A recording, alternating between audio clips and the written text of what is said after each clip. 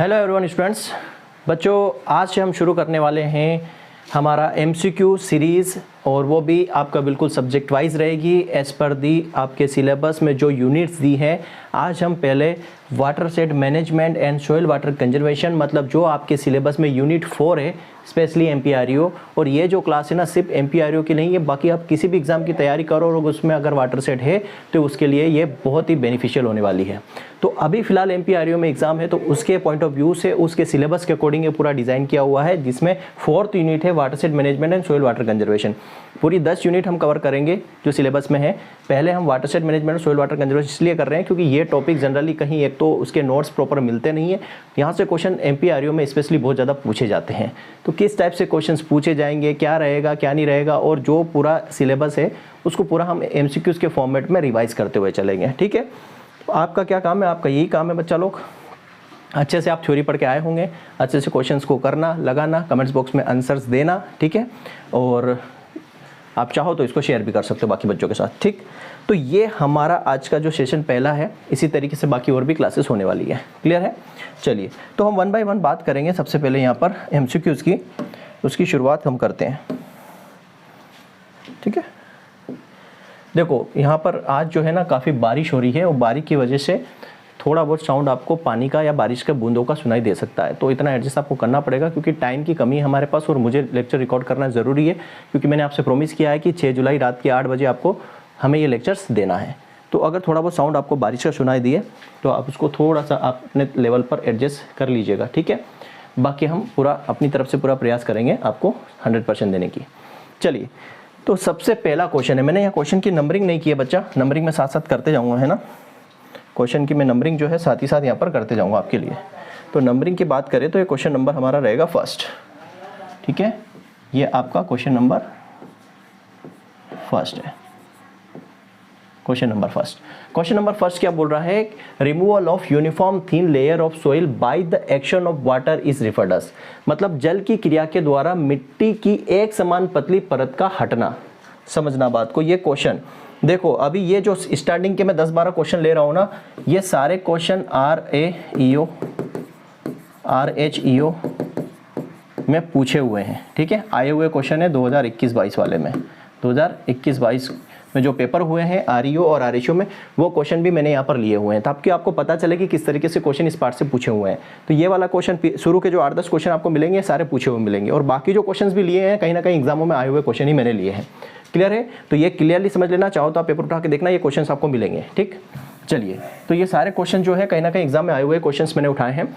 Removal of uniform thin layer, यहाँ क्या बोल रहा है कि जल की क्रिया के द्वारा एक समान पूरी की पूरी यूनिफॉर्म लेयर का हटना कौन सा इरोजन है। देखो, पहली बात तो है इरोजन को समझो, है ना। यहाँ पर ऑप्शंस आप देखोगे, रील इरोजन है, स्प्लैश इरोजन है, सीट इरोजन है और गली इरोजन है।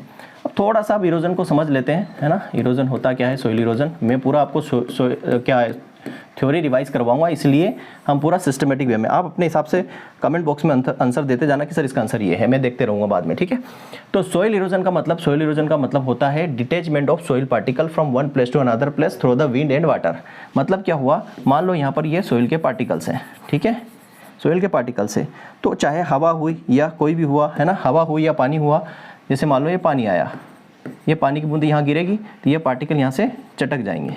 ठीक है, ये पार्टिकल यहाँ से क्या होंगे, ये चटक जाएंगे यहाँ से पार्टिकल, ये डिटैच होंगे, क्या होंगे यहाँ से डिटैच होंगे, ये डिटैच होंगे, फिर ये क्या होंगे यहाँ से ट्रांसपोर्ट होंगे, ये ट्रांसपोर्ट होंगे हवा के द्वारा या पानी के द्वारा, और एक जगह आके क्या हो जाएंगे, डिपॉजिट हो जाएंगे।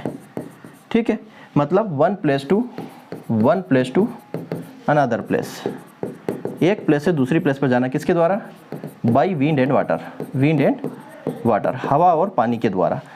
तो हवा के द्वारा जाएगा या फिर पानी के द्वारा जाएगा, ये सोइल का पार्टिकल डिटैच होगा मतलब अलग होगा, और ट्रांसपोर्ट होगा मतलब परिवहन होगा, और दूसरी जगह जाके डिपॉजिट हो जाएगा। इसको हम बोलते हैं सोइल इरोजन, चाहे हवा के द्वारा हो चाहे पानी के द्वारा हो। ठीक है, सोइल इरोजन। और इसमें मैं बता दूं सबसे ज़्यादा लगभग 80% सोइल इरोजन जो होता है वो वाटर से होता है। ये क्वेश्चन पूछा गया है, आगे आपको क्वेश्चन मिलेगा कि सबसे ज़्यादा जो इरोजन होता है वो किससे होता है, तो पानी से होता है, और विंड से 20%। आपसे ये भी क्वेश्चन पूछा जाएगा कि विंड से किस राज्य में सबसे ज़्यादा होता है और वाटर से किस राज्य में सबसे ज़्यादा पूछा हुआ है, ये सारा मिलेगा। तो बेसिक कॉन्सेप्ट समझ गए। अब इसमें दो प्रकार के, मैंने बोला विंड और वाटर। ठीक है, विंड और वाटर। दो प्रकार के हैं। तो आपको यहाँ जितने भी ऑप्शंस दिए हैं ये सारे के सारे क्या है, वाटर इरोजन के टाइप है, वाटर इरोजन के क्या है, टाइप है। ठीक, अब वाटर इरोजन में समझो सबसे पहले आता है स्प्लैश इरोजन। मैं सबको समझा देता हूँ, लास्ट में आपको आंसर भी दूंगा, आप खुद ही आंसर दोगे। स्प्लैश इरोजन का मतलब यही है, रेन ड्रॉप इरोजन। जैसे पानी की बूंदे आई यहाँ पर पानी की बूंदे आई, यहाँ से पार्टिकल जो है डिटेच हो गए, ये पार्टिकल जैसे पानी यहाँ गिरेगा ये पार्टिकल कहाँ हो जाएंगे, यहाँ से अलग हो जाएंगे। तो इसको बोलते हैं स्प्लैश इरोजन। इसको क्या बोलते हैं, स्प्लैश इरोजन। ठीक है, आप बोतल लोगे पानी की और इसको मिट्टी पे ऐसे डालोगे ना, तो वहाँ पर हल्का सा गड्ढा हो जाएगा, हल्का सा, थोड़ा सा भी, जितना भी होगा, क्योंकि वहाँ के जो पार्टिकल है वो वहाँ से अलग हो गए, तो उसको बोलते हैं स्प्लैश इरोजन। मतलब पानी गिरने की वजह से वहाँ के जो पार्टिकल है वहाँ से अलग हो गए। ठीक, इसको बोलते हैं स्प्लैश इरोजन। दूसरा हम बात करते हैं, दूसरे नंबर पे आता है, ये पहली स्टेज है, याद रखना, ये फर्स्ट स्टेज है। उसके बाद आता है आपका सेकंड स्टेज पे सीट इरोजन। सीट इरोजन का मतलब यही है कि मान लो ये फार्मर का फील्ड है, ठीक है, और फार्मर की फील्ड में ये एक यूनिफॉर्म लेयर में पानी यहाँ से निकल रहा है। ठीक है, यहाँ से ये पानी निकल रहा है यूनिफॉर्म लेयर में। जब ये पानी यूनिफॉर्म लेयर में निकलेगा तो साथ में क्या ले जाएगा, इसकी फर्टाइल सोइल को भी ले जाएगा, जो क्योंकि सोइल का इरोजन होगा और ये जो सोइल होगी ये फर्टाइल सोइल होगी। तो यहाँ से जो है यूनिफॉर्म लेयर पानी की जब निकलेगी, यहाँ से इस खेत में से निकलेगी यूनिफॉर्म लेयर, तो अपने साथ मिट्टी को बहा के ले जाएगी। और वो मिट्टी क्या होती है, काफ़ी फर्टाइल होती है फार्मर के पॉइंट ऑफ व्यू से, वही में उसी में वो फसल उगाता है।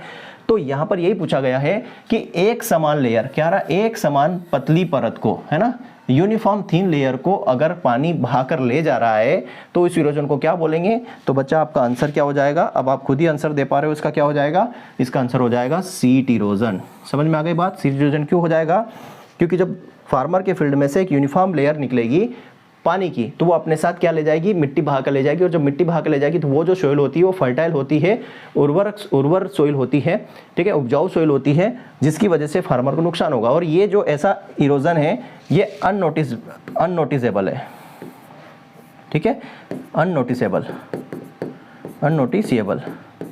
मतलब फार्मर को पता भी नहीं चलता और उसके खेत में से ये नुकसान हो रहा है, फार्मर को पता भी नहीं चलता। इसको क्या बोलते हैं, डेथ ऑफ फार्मर्स, इसे फार्मर की डेथ भी बोलते हैं। ठीक है, किसान की मौत भी इसको बोलते हैं, सीट इरोजन को। समझ गए बात को, आगे सारे क्वेश्चंस मिलेंगे। तो यहीं पे मैं बता दे रहा हूँ ताकि आगे जब क्वेश्चन आए तो मेरे को एक्सप्लेन करने की जरूरत ना पड़े। मेरा काम है क्वेश्चन के साथ साथ थ्योरी भी एक्सप्लेन करना, ताकि आपकी थ्योरी भी रिवाइज हो। तो समझ में आ गया। फर्स्ट टेस्ट थी splash erosion, second seat erosion, इसी को किसान की मौत भी कहते हैं। यही यूनिफॉर्म लेयर होती है, सबसे ज़्यादा डैमेज इसी की वजह से होता है और किसान को पता भी नहीं चलता। ठीक, फिर आता है रील इरोजन। ठीक है, आंसर आपको पता चल गया ना, आंसर क्या है इसका। ठीक, आंसर कमेंट्स बॉक्स में लिखते जाना आप लोग भी, है ना। तो इसका तो आंसर हो गया क्या, सीट इरोजन।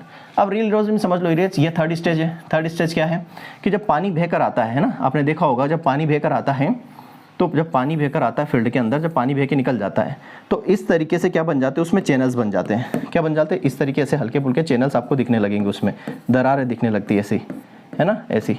तो ये जो दरारें होती है, फिंगर लाइक स्ट्रक्चर होता है। कैसा बन जाता है, फिंगर लाइक स्ट्रक्चर इसमें बन जाता है, उंगलियों जैसे। ठीक है, ये इसको बोलते हैं रील इरोजन। और इसको टिलेज द्वारा सुधारा जा सकता है। टिलेज द्वारा क्या कर सकते हैं, इसको टिलेज द्वारा वापस सुधारा जा सकता है ना, टिलेज द्वारा इसको सुधारा जा सकता है, किसको, रील इरोजन को।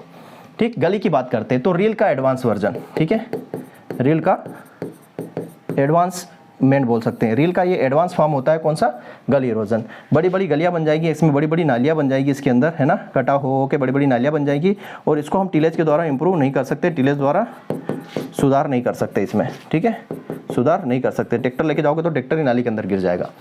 तो समझ में आ गया। यहाँ पर क्वेश्चन था कि यूनिफॉर्म थिन लेयर का पानी के द्वारा हटना क्या कहलाता है, तो वो सीट इरोजन होगा। और ये किसान की मौत भी बोलते हैं और किसान इसको नोटिस भी नहीं कर पाता है, इसी वजह से सबसे ज़्यादा नुकसान यही वाला करता है। क्लियर आ गया आपको समझ में, चारों मैंने एक्सप्लेन कर दिया। दोबारा जब ये आएगा तो मैं एक्सप्लेन नहीं करूँगा, क्योंकि यहाँ पर ये कॉन्सेप्ट आपका क्लियर हो गया। वाटर मैनेजमेंट क्या होता है ये पूरा हमने समझ लिया। ठीक है, बात करते हैं हम नेक्स्ट क्वेश्चन की, व्हाट इज़ वाटर सेट। ठीक है, ये सारे क्वेश्चन वही हैं जो आरईओ में आए हुए हैं। ये क्वेश्चन भी आरईओ में आया हुआ है। ठीक है, ये आरईओ में आया हुआ क्वेश्चन है, पूछा हुआ क्वेश्चन है।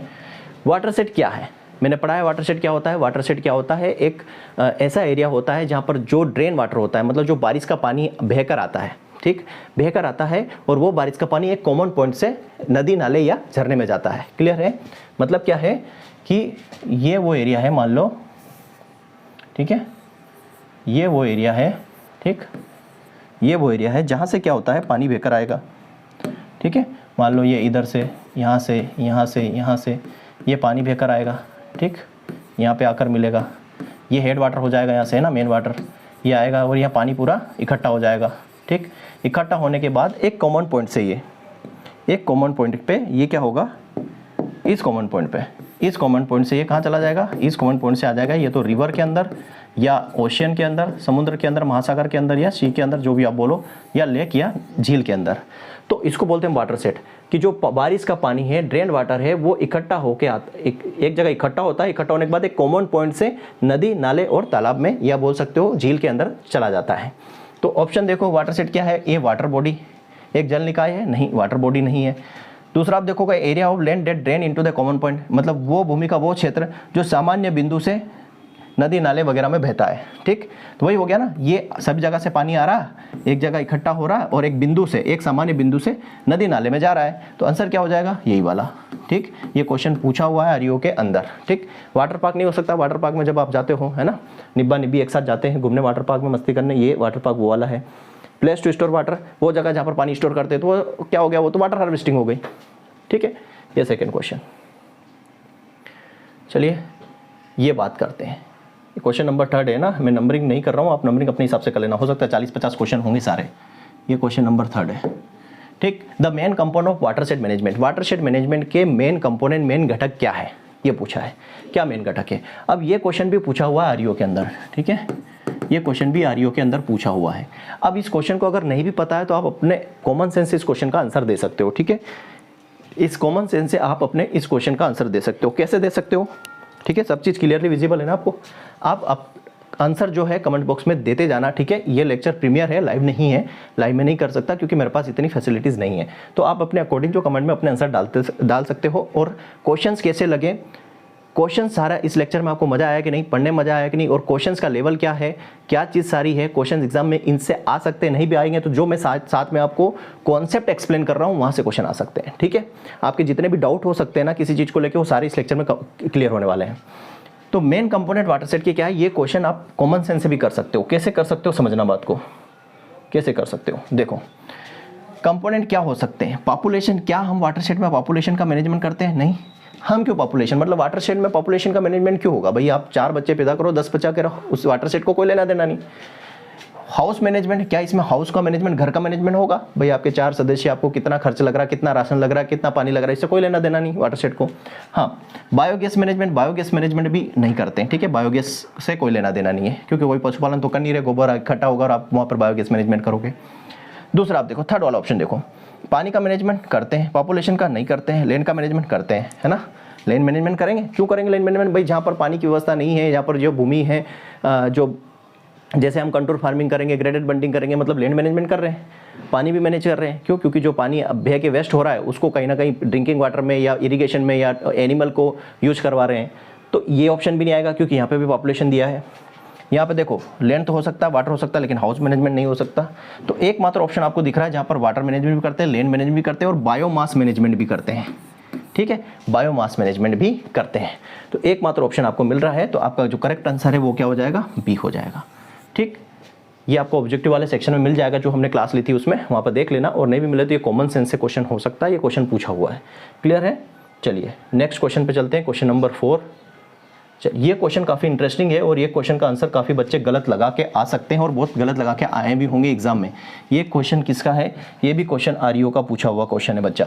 ठीक है, मैंने यहाँ पर मेंशन नहीं किया, इतना टाइम मुझे मिलता नहीं है बच्चा क्वेश्चन तैयार करने, और भी बहुत सारे काम रहते हैं मेरे पास।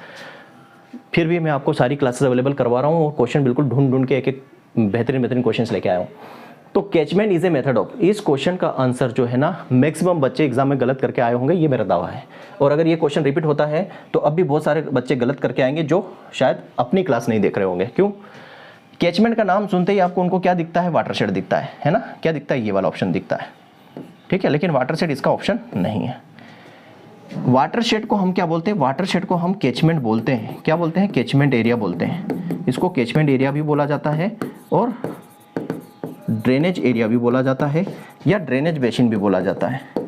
ये क्वेश्चन भी आया हुआ है, याद रखना, ये क्वेश्चन भी पूछा हुआ है कि वाटर शेड को और क्या बोलते हैं। तो वाटर शेड जो है वो कैचमेंट एरिया भी है, ड्रेनेज एरिया भी है और आप ड्रेनेज बेसिन भी उसको बोल सकते हैं। लेकिन यहाँ पूछा है कि catchment is a method of, जल ग्रहण मतलब जल को इकट्ठा करना किसकी मेथड है, जल को इकट्ठा कैसे होगा? तो बच्चा जल इकट्ठा होगा वाटर हार्वेस्टिंग से। कैसे होगा? वाटर हार्वेस्टिंग से। मतलब समझ गए? वाटर हार्वेस्टिंग का मतलब कैचमेंट इज ए मेथड, मतलब जल ग्रहण किसकी विधि है भाई? ये मान लो आपका क्या है, मकान बना हुआ है, ठीक है, मकान बना हुआ है। वाटर हार्वेस्टिंग का सेंस यही बोलता है। तो भाई बारिश का पानी है, यहाँ पे पानी आपका बह के आ रहा है, इसमें ये पानी बह के जा रहा है, तो आप उसको ऐसा स्ट्रक्चर यहाँ बना दोगे, ऐसा स्ट्रक्चर अपनी बिल्डिंग पे बनाओगे, यहाँ का पानी जो है आप किसी भी एक जगह टैंक में इकट्ठा करोगे, एक टैंक इधर बना दिया, यहाँ पर इकट्ठा करोगे, तो ये जो है आपका क्या हो गया, ये जल ग्रहण, ये आपका क्या है, वाटर हार्वेस्टिंग हो गया। वाटर हार्वेस्टिंग मतलब यहाँ वाटर हार्वेस्टिंग में 3 कंपोनेंट होते हैं, ठीक है, वाटर हार्वेस्टिंग में 3 कंपोनेंट होते हैं। एक होता है कैचमेंट एरिया, ठीक है, इसको हम क्या बोलते हैं, इसको हम बोलते हैं कैचमेंट एरिया होता है।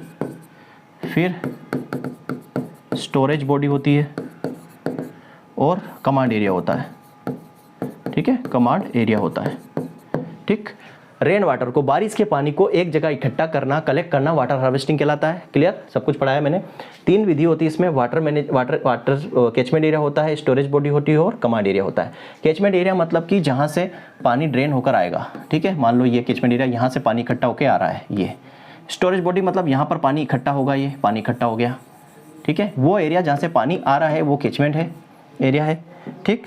और जहाँ पर पानी आकर इकट्ठा हो रहा है वो स्टोरेज बॉडी हो गई। कमांड एरिया मतलब जहाँ से पानी आप आगे यूज़ करने के लिए ले जा रहे हो, जैसे मान लो ये खेत है, यहाँ पर इरिगेशन देने के लिए पानी यूज़ कर रहे हो, तो ये आपका हो गया कमांड एरिया, ये आपका स्टोरेज बॉडी, और जहाँ से पानी आकर इकट्ठा हो रहा है वो आपका कैचमेंट एरिया है, ठीक।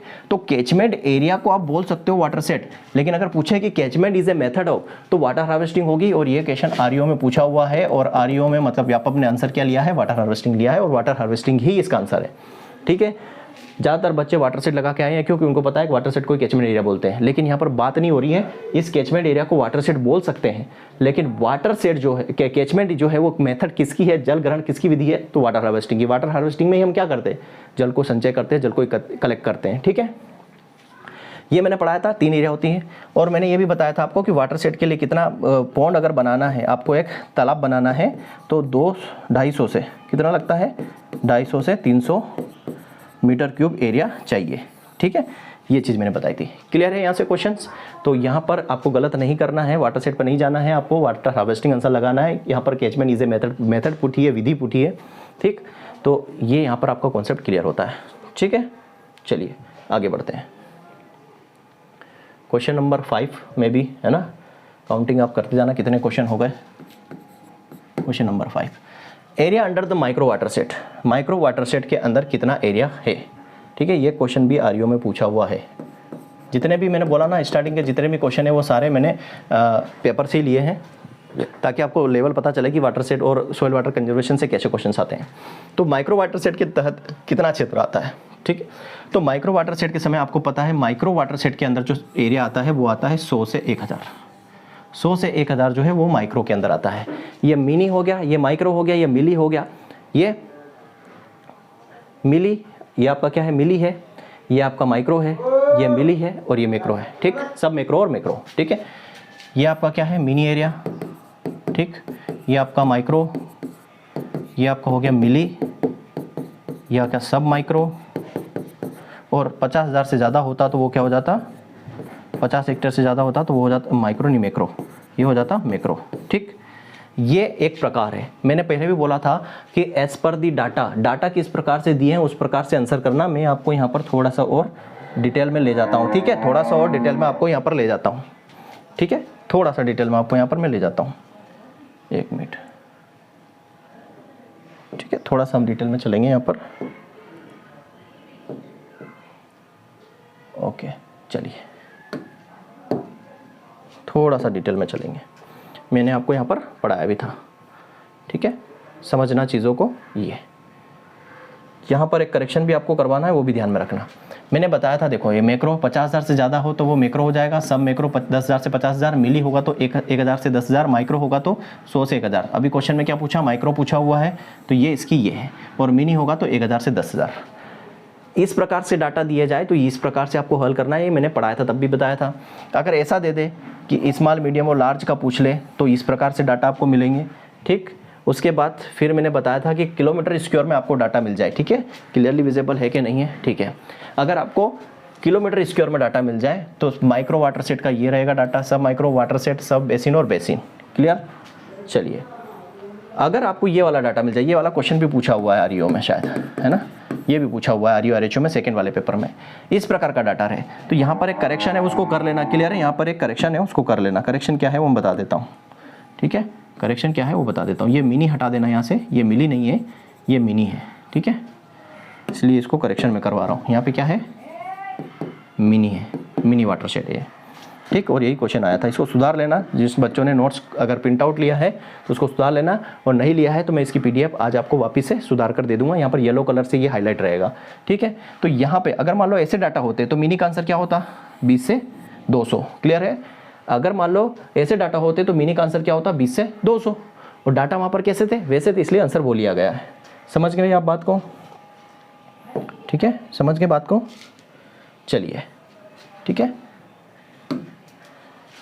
चलिए, समझ में आ गया कि यहाँ पर आंसर क्या होगा। यहाँ पर आंसर होगा आपका 100 से 1000 माइक्रो का, ठीक। किसका, माइक्रो का।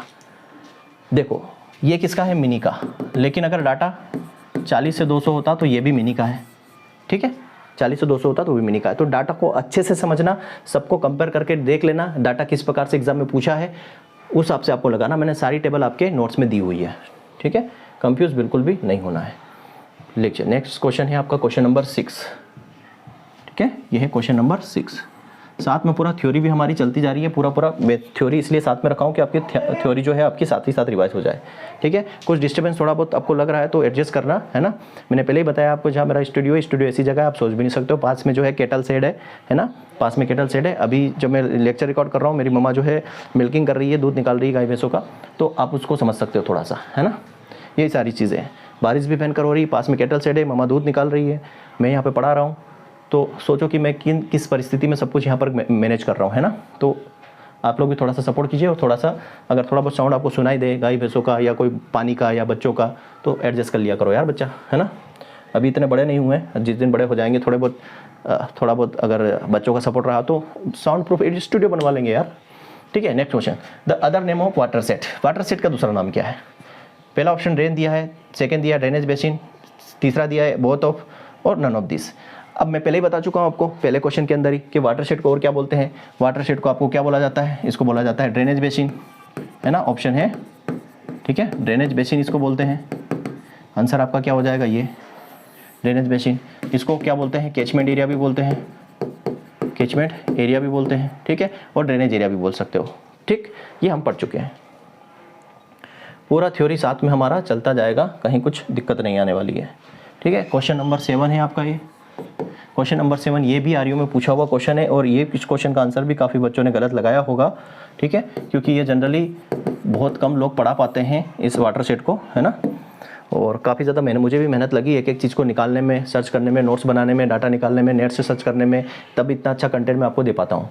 तो निरांचल जो नेशनल वाटर शेड प्रोजेक्ट है, वो इसको असिस्ट कौन करता है, वर्ल्ड बैंक फंड करता है, ठीक। स्टार्टेड इन द ईयर, कब ये स्टार्ट हुआ था, वर्ल्ड बैंक इसको असिस्ट कर रहा है। लेकिन मैं बता दूं आपको, वर्ल्ड बैंक जो असिस्ट करता है ना, ये 50% करता है, 50%। मतलब जो निरांचल है, जो निरांचल जो वाटरशेड प्रोग्राम है, इसको असिस्ट करता है 50% वर्ल्ड बैंक और 50% गवर्नमेंट करती है अपनी सेंट्रल गवर्नमेंट और 50% कौन करता है, वर्ल्ड बैंक। वर्ल्ड बैंक इसको असिस्ट करती है, ये याद रखना। ये क्वेश्चन भी बन सकता है, पहली क्वेश्चन ये भी बन सकता है कि जो निरांचल वाटरशेड प्रोग्राम है ये असिस्टेड बाय, अगर आपसे पूछे कि कौन इसको असिस्ट कर रहा है तो वर्ल्ड बैंक इसको असिस्ट कर रहा है। क्यों, क्योंकि गवर्नमेंट कर रही तो वो तो अपने इंडिया में ही है, बाहर से कौन असिस्ट कर रहा है ना भाई। आपके घर में आपको कोई जो मदद कर रहा है, घर की मदद जो काम हम काउंट करते नहीं। मान लो घर के मजदूर आप फील्ड में लगा रहे हो तो उसको तो आप पैसे देते नहीं हो, तो जब बाहर से हायर करते हो उसको पैसे देते हो। तो जब बाहर से कौन असिस्ट कर रहा है तो वर्ल्ड बैंक इसको असिस्ट कर रही है। तो 50% मतलब 50-50% दोनों का यहाँ पर शेयर है, ठीक है। तो निरांचल वाटरशेड प्रोग्राम ये 5 साल के लिए चलाया गया था, ठीक है, 6 साल के लिए शायद, जो भी है अभी मैं बताऊंगा इसको। 6 ईयर के लिए ये था। तो ये शुरू किया गया था 2016 में, तो 2016 से 2021-22 तक ये था, ठीक है। 2021-22 तक इसको चलाया गया था 5। इसकी पूरी कहानी में लेके आया हूँ, इसको समझना है कि क्या है। यहाँ से क्वेश्चन फिर बन सकता है। एक तो ये पूछ लेंगे कि निरांचल है क्या। तो ये नेशनल वाटरशेड प्रोग्राम है, कब शुरू हुआ था, 2016 में, कब तक था, 2021 तक, ठीक है। कौन इसको असिस्ट करता है? वर्ल्ड बैंक असिस्ट करता है। ठीक, कितना फंड देता है वर्ल्ड बैंक? 50% बोल सकते हो आप, है ना। 1000 करोड़ के आसपास इसने दिए थे। 1000 करोड़ में 890 करोड़ के आसपास सेंट्रल गवर्नमेंट का था, कुछ हिस्सा शायद स्टेट गवर्नमेंट, 180-82 करोड़ जो है स्टेट गवर्नमेंट भी देती है। ठीक है, समझ लिए, इसका मैं पूरा हिस्ट्री यहाँ पर आपको लेके आया हूँ। ठीक, ये 6 ईयर पीरियड का था, है ना, 2016 से 2021 तक 6 साल पीरियड का था ये निरांचल। ऑलमोस्ट 6 साल पूरे हो चुके हैं अब तो, है ना, खत्म हो चुका है ये प्रोजेक्ट। किस मिनिस्ट्री के अंदर आता है ये भी मैंने बता चुका हूँ आपको पहले, ये मिनिस्ट्री ऑफ रूरल डेवलपमेंट के अंदर आता है। ये सारे क्वेश्चंस बनते हैं एग्जाम में, है ना। किसके अंदर आता है? मिनिस्ट्री ऑफ रूरल डेवलपमेंट के अंदर आता है। 6 साल का ये प्रोजेक्ट था। किसके सपोर्ट से? याद रखना, सपोर्ट प्रधानमंत्री कृषि सिंचाई योजना, ये भी पूछा जा सकता है। किस योजना के तहत? तो प्रधानमंत्री कृषि सिंचाई योजना जो 2015 में लॉन्च हुई थी। ठीक है, Neeranchal project approve the cabinet budget sharing. देखो, कैबिनेट में बजट शेयरिंग क्या था? 50% गवर्नमेंट देगी और 50% कौन देगा? वर्ल्ड बैंक देंगे। ठीक है, 50% कौन देगा? वर्ल्ड बैंक देगी। टोटल 28 राज्यों में इसको इंप्लीमेंट किया गया है। ठीक है, जो मैंने आपको पीपीटी शेयर की थी उसमें इनिशियली जो है 9 स्टेट में था ये, याद रखना, 9 स्टेट में शुरुआती दौर में। ठीक है, इनिशियली जो था ये 9 स्टेट में लॉन्च किया गया था, जिसमें अपना मध्य प्रदेश भी था। बाद में इसको टोटल सारे 28 राज्यों में इसको अप्लाई कर दिया गया है। तो अगर आपसे पूछा जाए कि निरांचल जो है कितने राज्यों के लिए लागू किया गया है, तो आप पूरे 28 स्टेट लगाना। और अगर आपसे पूछा जाए इनिशियली शुरुआत में कितने राज्यों में लागू किया गया था, तो 9 राज्य थे। ठीक है, तो वहाँ पर आप चाहो तो जो आपके नोट्स आपने अगर प्रिंट आउट निकाले होंगे उस पीपीटी के, तो फिर 9 के बाद आप लिख लेना कि टोटल आल राज्यों में इसको निरांचल को लगाया गया था। 12% of area can be called water land, wasteland, sorry, जो 12% एरिया है उसको वेस्टलैंड कहा गया। टारगेटेड थ्रू दिस प्रोजेक्ट, इस प्रोजेक्ट के अंदर जो 12% लैंड जिसको वेस्टलैंड कहा गया था उसको टारगेट किया गया था, और जिसको 336 lakh hectare of land arable, 336 lakh hectare land को ये कल्टीवेबल बनाएंगे। मतलब जो बेकार है, खराब भूमि है, वेस्टलैंड भूमि है, कितनी? 336 लाख हेक्टेयर, उसको ये वहाँ पर खेती योग्य बनाने का टारगेट रखा था। 336 लाख भूमि को खेती योग्य करने का टारगेट रखा था। वर्ल्ड बैंक असिस्ट करता है नेशनल वाटरशेड मैनेजमेंट प्रोजेक्ट, या जिसको हम निरांचल बोलते हैं। मतलब नेशनल वाटरशेड प्रोजेक्ट का ही नाम क्या है? निरांचल है, जिसको वर्ल्ड बैंक असिस्ट करता है। जितने भी क्वेश्चन बनते हैं सारा मैंने एक जगह पटक दिया इसको। ठीक है, कहीं कुछ कंफ्यूजन नहीं होना चाहिए। अब बात करते हैं क्वेश्चन नंबर 8 पर। ठीक है, क्वेश्चन नंबर 8 क्या है? In area of hill slope soil erosion can be control by. अगर हिली एरिया है तो वहाँ पर सोइल इरोजन कैसे कंट्रोल करते हैं? ठीक है, मान लो ये एरिया हिली एरिया है ना, स्लोप है यहाँ पर, तो यहाँ पर आप क्या करते हो? सीधी सी बात, क्या करोगे? यहाँ पर कंटूर फार्मिंग करोगे, है ना। क्या करोगे? कंटूर फार्मिंग करोगे। कंटूर फार्मिंग यहाँ पर की जाती है, कंटूर बंडिंग या कंटूर फार्मिंग आप बोल सकते हो। तो आंसर क्या आएगा? देखो, कंटूर फार्मिंग, कंटूर प्लोइंग एक ही में दिख रहा है आपको, ये लाइन कंटूर प्लोइंग। ये क्वेश्चन भी पूछा हुआ है, आरयू एसडीओ जिसमें भी पूछा हुआ होगा। मैंने सब जगह से पेपर में से क्वेश्चन ले लिए, मैंने मेंशन नहीं किया कि आरयू का है कि आरएचओ का है कि एसडीओ का है, बट ये एमपी का ही है। ठीक है, तो यहाँ पे पूछा है कि पहाड़ी ढलानों में मरता सोइल इरोजन को कंट्रोल करने के लिए क्या करो? तो पहाड़ी ढलान है तो वहाँ पर आप करो क्या? कंटूर प्लोइंग करो। कंटूर प्लोइंग वहाँ पर आपको करना पड़ेगा, मतलब क्रॉस प्लोइंग आपको करो। हाई एलिवेशन है, ये हाई एलिवेशन है, स्लोपी एरिया है, तो वहाँ पर क्या करो? क्रॉस प्लोइंग करो। ये ऐसा है तो आपको ऐसा करना है। ठीक, चलिए नेक्स्ट क्वेश्चन नंबर 9 पे आ जाओ। क्वेश्चन नंबर 9 क्या है? चलिए, क्वेश्चन नंबर 9 क्या बोल रहा है? क्वेश्चन नंबर 9 बोल रहा है the plantation in a huge manner of prevent soil erosion against the wind and severe weather is called. मतलब हवा और जो वेदर, मतलब बोल सकते हैं मौसम, ये ऋतु नहीं, यहाँ पर मौसम कर लेना। ऐसा मौसम जो है प्रचंड मौसम के विरुद्ध सोइल मृदा इरोजन को रोकने के लिए बड़े पैमाने पर वृक्षारोपण को करना क्या कहलाता है? ठीक है, वृक्षारोपण को करना क्या कहलाता है? ये आपका एक खेत है ना, यहाँ आपने कोई भी प्लांट लगा रखे होंगे, क्रॉप लगा रखी होगी। ठीक, अब यहाँ से आती हवा, बहुत तेज़ हवा आ रही है। ठीक है, मान लो 40 किलोमीटर 50 किलोमीटर तेज़ी से हवा चल रही है। अब हवा चलेगी तो नुकसान क्या होगा? आपकी क्रॉप में लॉजिंग हो जाएगी, फसल गिर जाएगी, ट्रांसपिरेशन रेट बढ़ जाएगा, पानी आपको ज़्यादा देना पड़ेगा, पानी की कमी है आपके पास, तो क्या करोगे? यहाँ पर लगाओगे आप बड़े बड़े पेड़। ठीक है, यहाँ पे आप बड़े बड़े पेड़ लगा दोगे। ठीक है, अब ये हवा होगी, इनसे टकराएगी, टकराने के बाद ऊपर उठेगी, ऊपर से निकल जाएगी। ठीक, तो ये आप जो लगा रहे हो इसको क्या बोलते हैं? Shelter belt. शेल्टर बेल्ट, जो बड़े बड़े वृक्ष आप लगा रहे हो उसको बोलते हैं शेल्टर बेल्ट। ठीक, और अगर कोई स्ट्रक्चर आप यूज़ कर रहे हो, तो उसको हम बोलते हैं विंड ब्रेक। उसको हम क्या बोल देते हैं? Windbreak. अगर आप पेड़ वगैरह यूज़ कर रहे हो तो इसको हम बोल देते हैं शेल्टर बेल्ट, और अगर आप कोई स्ट्रक्चर यूज़ कर रहे हो तो उसको विंड ब्रेक बोल देते हैं। ठीक, और अगर हवा इस तरफ से आ रही है तो इसको बोलते हैं विंड वार्ड। जिस तरफ से हवा आ रही है इसको बोलते हैं विंडवार्ड, और ये हवा आ रही है इस तरफ और जा किस तरफ, इस तरफ जा रही है, इसको बोलते हैं लीवार्ड। ठीक है, जिस तरफ से हवा आती है उसको बोलते हैं विंडवार्ड, जिस तरफ हवा जाती है उसको बोलते हैं लीवार्ड। मतलब आ किससे रही, मान लो पूर्व से आ रही है ना, पूर्व से हवा आ रही है तो इसको बोलेंगे विंडवार्ड पूर्व साइड से, और जा कर रही है पश्चिम में जा रही है तो इसको बोलेंगे लीवार्ड। समझ गए? तो आंसर क्या होगा, सेल्टर बेल्ट। क्लियर है बच्चा लोग, मज़ा आ रहा है कि नहीं? चलिए क्वेश्चन नंबर 10, क्वेश्चन नंबर 10 की बात करते हैं। क्वेश्चन नंबर 10 क्या बोल रहा है, देखो, farmer can prevent and slow down soil erosion, मतलब किसान कैसे सोइल इरोजन को कंट्रोल कर सकता है या उसको कम कर सकता है। क्वेश्चन यह है कि फार्मर कैसे सोइल इरोजन को कम कर सकता है। पहला ऑप्शन है ए, ये ऑप्शन है ना, इसको नहीं करना है plant, A option, B option, C option और डी ऑप्शन, बिंदी नहीं लगी है। पहला ऑप्शन है plant crop plants ETC to hold the soil place, मतलब मृदा को अपनी जगह पर रखने के लिए आप क्या लगाओ, फसल लगाओ या पौधे लगाओ। ठीक, ये क्वेश्चन सही हो सकता है ना, ये ऑप्शन जम रहा है। Cut down all the tree and crops, मतलब जितने भी पेड़ पौधे सबको काट दो, भाई सबको काट देंगे तो इरोजन बढ़ जाएगा। Water and soil every day in A order two way it down, मतलब हर रोज उसमें पानी दो, हर रोज उसमें पानी दो, जिससे क्या हो, इरोजन कम हो। नहीं, हर रोज पानी दोगे तो क्या होगा, इरोजन बढ़ जाएगा।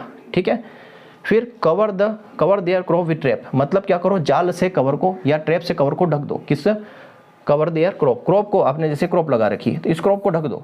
अब क्रॉप ढक दोगे तो सनलाइट नहीं मिलेगी, सनलाइट नहीं मिलेगी तो क्रॉप आपकी ग्रो नहीं करेगी, तो सोइल क्रॉप को भी नहीं ढक सकते। ऑप्शन आपका सही है ये कि भाई आपको इरोजन को रोकना है तो आप क्या करो, पेड़ लगाओ, फसलें लगाओ, क्रॉप लगाओ, यही है ना।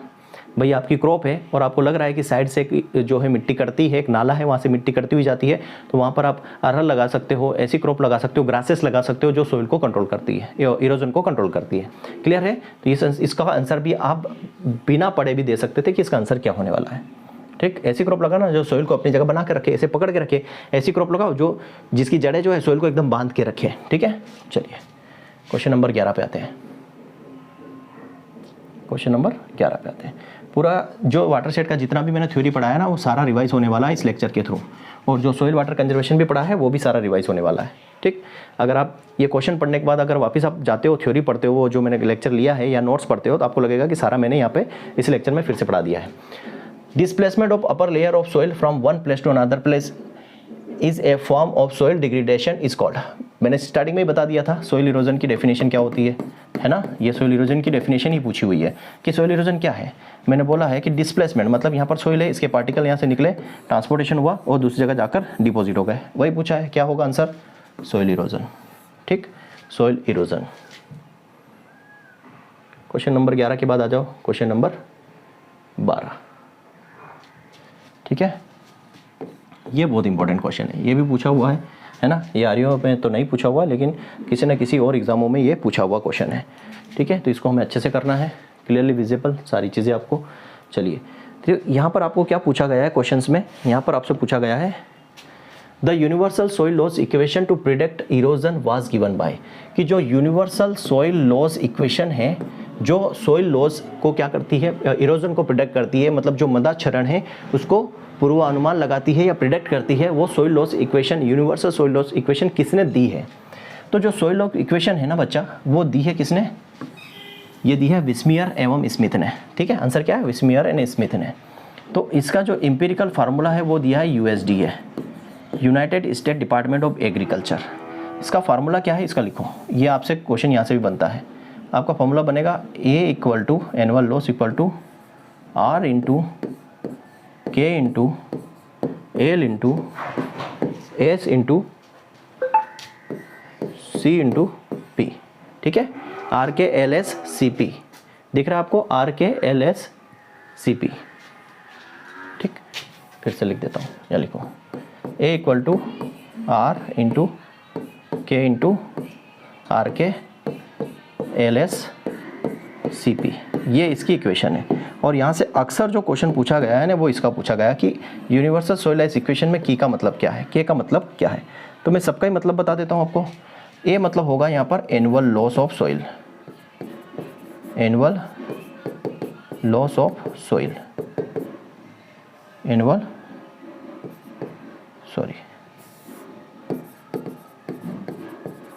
Annual loss of soil, soil का साल में कितना लॉस हो रहा है।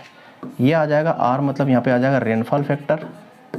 क्या आ जाएगा, ये है रेनफॉल फैक्टर। ये सारे फैक्टर है, ये सारे फैक्टर है जो साल भर में जितना भी सॉइल लॉस हो रहा है वो फैक्टर जिम्मेदार है। के आ जाएगा यहाँ पर सॉइल इरोडिबिलिटी फैक्टर। ये अक्सर पूछा जाता है कि के का मतलब क्या होता है, ये होता है सॉइल इरोडिबिलिटी फैक्टर। एल और एस को हमेशा साथ में लिखा जाता है। एल जो होता है और एस जो होता है, एल जो होता है ये होता है स्लोप लेंथ, मतलब स्लोप की लंबाई कितनी है, स्लोप की लंबाई कितनी है। और एल का मतलब होता है स्लोप स्टीपनेस, स्लोप स्टीपनेस मतलब स्लोप कितना है, मतलब स्टीपनेस मतलब खड़ा है, ऐसा है, ऐसा है ना, ये स्टीपनेस बिल्कुल ऐसा खड़ा, ऐसा बोल सकते हो आप स्लोप का, ठीक, ऐसा है या ऐसा है या ऐसा, किस टाइप का स्लोप है, इसको बोलते हैं स्लोप स्टीपनेस। ये आ जाएगा क्रॉपिंग, क्रॉपिंग पैटर्न या क्रॉपिंग मैनेजमेंट आप बोल सकते हो कि आपकी क्रॉपिंग मैनेजमेंट या क्रॉपिंग पैटर्न क्या है। पी आ जाएगा अदर प्रैक्टिसेस, ठीक है, अदर प्रैक्टिसेस। अदर प्रैक्टिसेस मतलब आप बेंच रेजिंग, कंट्रोल फार्मिंग और ये कर सकते हैं, ठीक है, अदर प्रैक्टिसेस। तो ये सॉइल लॉस इक्वेशन अगर शायद मैंने नहीं पढ़ाई हो तो यहाँ पे मैं आपको सॉइल लॉस इक्वेशन पूरी पढ़ा रहा हूँ, ठीक है। अगर थ्योरी में कहीं नहीं पढ़ाई मैंने सॉइल लाइन सेक्चर में, तो यहाँ पे पढ़ा रहा हूँ। यूनिवर्सल सॉइल लॉस इक्वेशन किसने दी, विस्मियर एंड स्मिथ ने दी, मैंने तो विस्मियर ही याद रखना आप, ठीक। दूसरा ये होता क्या है, तो ये इक्वेशन है ए बराबर आर के एल एस सी पी, सबका मतलब देख लेना क्या है। क्वेश्चन पूछा जाता है कि यूनिवर्सल सॉइल लॉस इक्वेशन में के का मतलब क्या है, आर का मतलब क्या है, एल का मतलब क्या है, एस का क्या है, सी का क्या है, पी का क्या है, ठीक है। और ये एम्पिरिकल फार्मूला किसने दिया है, मैंने बता दिया, ये फार्मूला किसने दिया है, यूएसडीए। यूएसडीए मतलब United state department of agriculture, United state department of agriculture ने ये एम्पिरिकल फार्मूला दिया हुआ है। क्लियर है, ठीक, क्लियर है। स्क्रीनशॉट लेके रख लेना, आप यूट्यूब पे है तो स्क्रीनशॉट ले सकते हो, ठीक। चलिए क्वेश्चन नंबर 12 पे आते हैं। क्वेश्चन दिया है कि वाटर हार्वेस्टिंग जो टर्म है वो पहली बार किसने यूज़ किया था। यहाँ पर थोड़ा सा डाउट्स रहता है, लेकिन यहाँ ऑप्शन के अकॉर्डिंग डाउट खत्म है, ठीक। मैंने चीज़ों को यहाँ पर सर्च किया है ना, मैंने यहाँ पर चीज़ों को सर्च किया तो मेरे को दो नाम मिले, है ना, मेरे को दो नाम मिले, वो दोनों आपके साथ मैं डिस्कस करता हूँ। एक मुझे मिला डेगेस, एक मुझे नाम मिला डेगेस, ये सिडनी विश्वविद्यालय ऑस्ट्रेलिया के हैं, इसका भी इनका भी नाम आता है कि इन्होंने दिया है, ठीक। लेकिन अगर यहाँ पर ऑप्शन के अकॉर्डिंग जाए तो वाटर हार्वेस्टिंग टर्म सबसे पहले यूज़ किया था मेयर ने, तो इसी को आप लगाना सही। ये मेयर ऑप्शन में ना हो और अगर आपको ये दिख जाए डेगेस सिडनी विश्वविद्यालय ऑस्ट्रेलिया, तो फिर ये लगाना। पर इनका कंट्रीब्यूशन ज़्यादा है रेन वाटर हार्वेस्टिंग में, इसलिए इनको अपने को आंसर मानना है मेयर को, ठीक है। जब वो ऑप्शन में ना हो तो फिर डेगेस पे जाना। क्लियर है। तो water harvesting term, water harvesting होता क्या है, मैंने वही बोला कि बारिश का जो पानी है वो आ रहा है तो उसको कलेक्ट करना, इकट्ठा करना, ठीक है।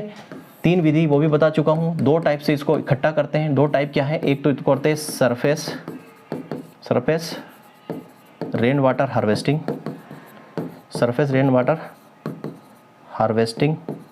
दूसरा होता है एक roof top rain water harvesting, roof top rain water harvesting,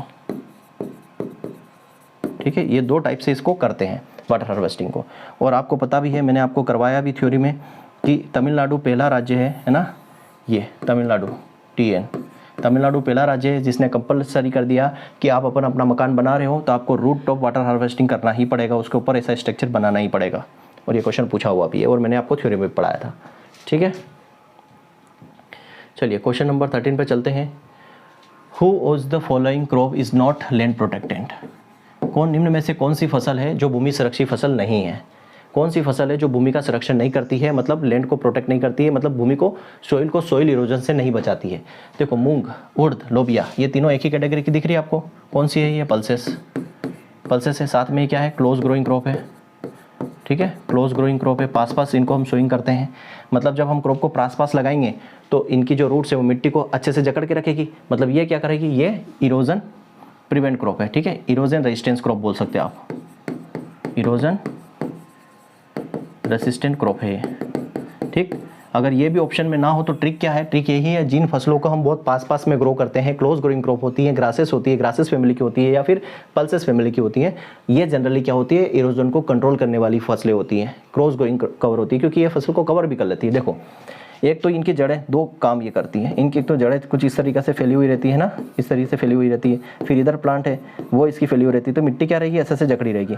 दूसरी बात ये इधर से भी ऊपर से भी फैला हुआ रहता है, ऊपर से भी फैला हुआ रहता है, तो बारिश का पानी आएगा तो इनके पत्तियों पे पड़ेगा, पहले पत्तियों पे पड़ेगा और पत्तियों के बाद फिर नीचे जाएगा, तो उसकी इंटेंसिटी जो है वो कम हो जाएगी। मतलब जो रेन ड्रॉप है जो जिस पावर से ऊपर से आ रही है पहले पत्तियों पे गिरेगी और फिर नीचे भूमि पर जाएगी, तो उसकी इंटेंसिटी कम हो जाएगी। इंटेंसिटी कम होगी, डायरेक्ट सॉइल के कॉन्टेक्ट में नहीं आ रही, तो क्या होगा, वहां से भी इरोजन कंट्रोल होगा और रूट के थ्रू भी इरोजन कंट्रोल होगा। तो ये इरोजन परमिटिंग क्रॉप है। तो क्वेश्चन क्या पूछा है कि निम्न में से कौन सी क्रॉप जो है वो इरोजन भूमि को संरक्षित नहीं करती है, भूमि को नहीं बचाती है या इरोजन को बढ़ावा देती है, तो मक्का।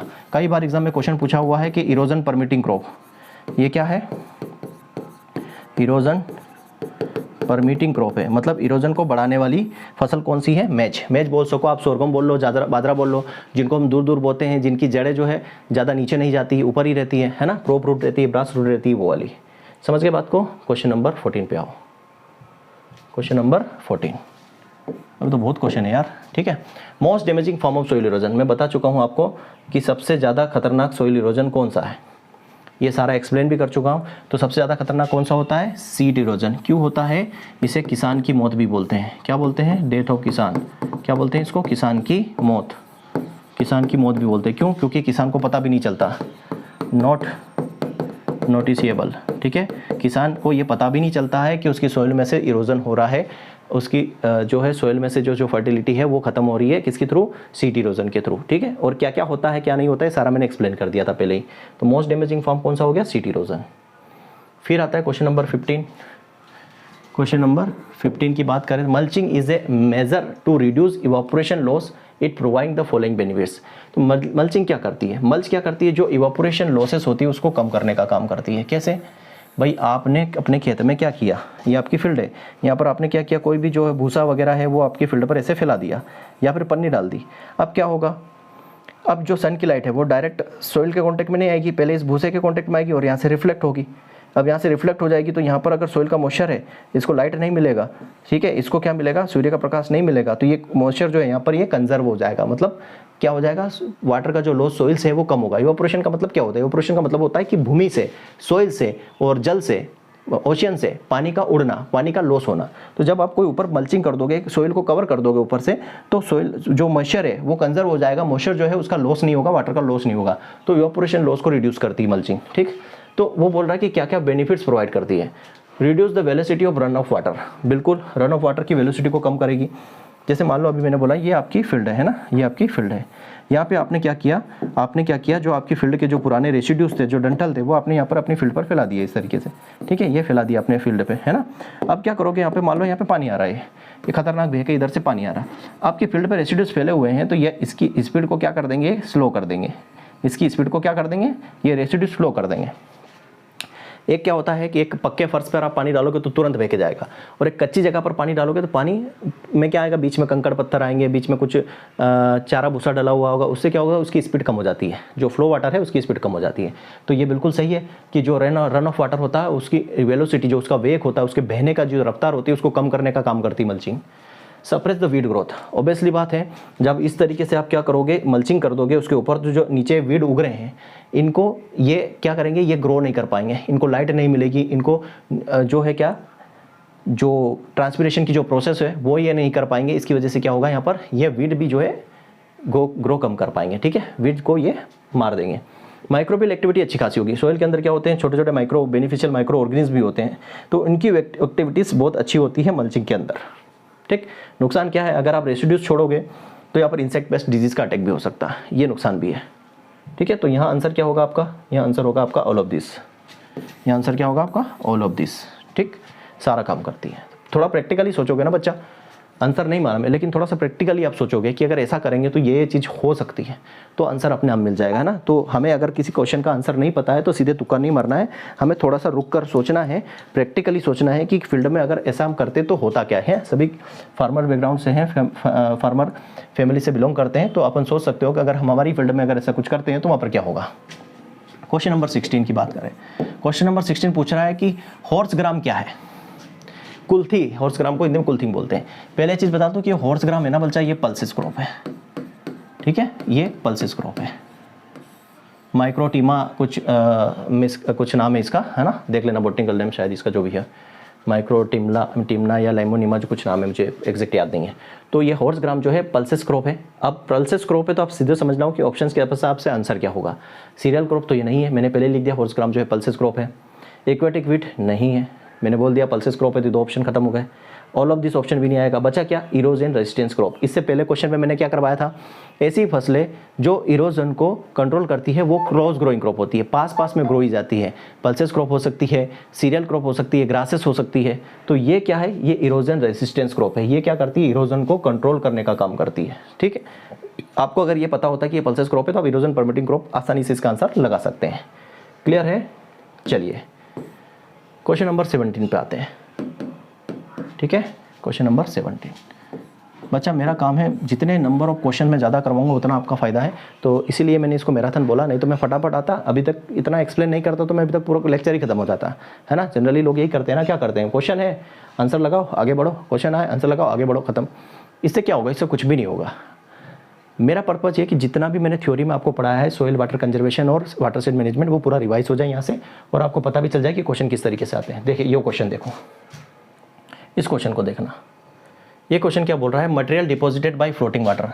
ठीक है, बहते हुए पानी के साथ जो मटेरियल बहकर आता है ना, बहते हुए पानी के साथ जो जमा की सामग्री है ना, जो पानी, मान लो ये पानी है, पानी अपने साथ कुछ मिट्टी वगैरह या कुछ भी बहाकर लाएगी, उसको आप क्या बोलोगे? उसको क्या बोलते हैं? पानी जो मटेरियल बहाकर लाता है उसे हम बोलते हैं इलुवियम। ठीक है, उसको हम क्या बोलते हैं? इलुवियम।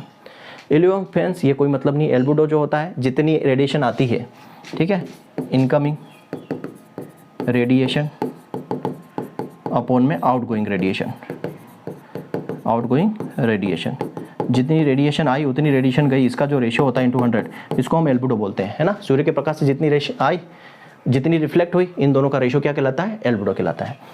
अब पानी के द्वारा बहकर आया तो उसको हमने इल्यूवल बोला। अगर मैं चाहूँ तो यहीं पे क्वेश्चन खत्म कर दूँ, बच्चा पढ़ लेना। लेकिन अगर आपसे क्वेश्चन पूछ लिए ग्रेविटी के थ्रू बहकर आ रहा है कोई मटेरियल तो उसको क्या बोलोगे? हवा के थ्रू बहकर आ रहा है तो उसको क्या बोलोगे? लेक, झरने, आप बोल सकते हो उसको, झील के थ्रू, झरने के थ्रू आ रहा है तो उसको क्या बोलोगे? ये सारे सब क्वेश्चंस भी आपके कवर होने चाहिए। तो मेरा पर्पस सिर्फ ये नहीं है, आप देखो यहाँ पर ये, ठीक है, सारा सब कुछ मैंने बोला कि अगर मटेरियल, मैं यहाँ लिख दूँ, मटेरियल ट्रांसपोर्टेड बाय ग्रेविटी, अगर जो है मटेरियल है वो ग्रेविटी के थ्रू बहकर आ रहा है तो उसको हम बोलेंगे कोलुवियल। क्या बोलेंगे? कोलुवियल। हिंदी में लिख देता हूँ, ठीक है। बच्चों ने बोला था सर हिंदी इंग्लिश दोनों में क्वेश्चन लाना, मैं दोनों में क्वेश्चन लाया हूँ, ठीक। अगर पानी के थ्रू आ रहा है तो अभी पढ़ लिया हमने, एलुवियल बोलेंगे। अगर मटेरियल आइस के थ्रू बहकर आ रहा है ना, छोटे छोटे बर्फ के रूप में आ रहा है तो उसको हम क्या बोलेंगे? ग्लेशियल, ठीक। अगर मटेरियल जो है लेक मतलब झील के थ्रू आ रहा है तो उसको क्या बोलेंगे? लेकुस्ट्रेन। क्या बोलेंगे? लेकुस्ट्रेन। ओ ठीक है बच्चा, कभी कभी थोड़ा सा लाइट डिस्टर्ब करती है इसलिए थोड़ा सा ब्लैंक हो गया था। अब समझना मैं क्या बोल रहा था कि अगर ग्रेविटी के थ्रू मटेरियल आ रहा है, मैंने क्या बोला? जो मटेरियल है, पदार्थ है, वो क्या हो रहा है? ट्रांसपोर्ट हो रहा है, ठीक है, ट्रांसपोर्टेड बाय। अगर ग्रेविटी के थ्रू आ रहा है तो उसको हम बोलेंगे कोलुवियल। वाटर के थ्रू आ रहा है तो उसको एलुवियल बोलेंगे। आइस के थ्रू आ रहा है तो ग्लेशियल बोलेंगे। लेक मतलब झील के थ्रू आ रहा है तो उसको लेकेस्ट्रोन बोलेंगे।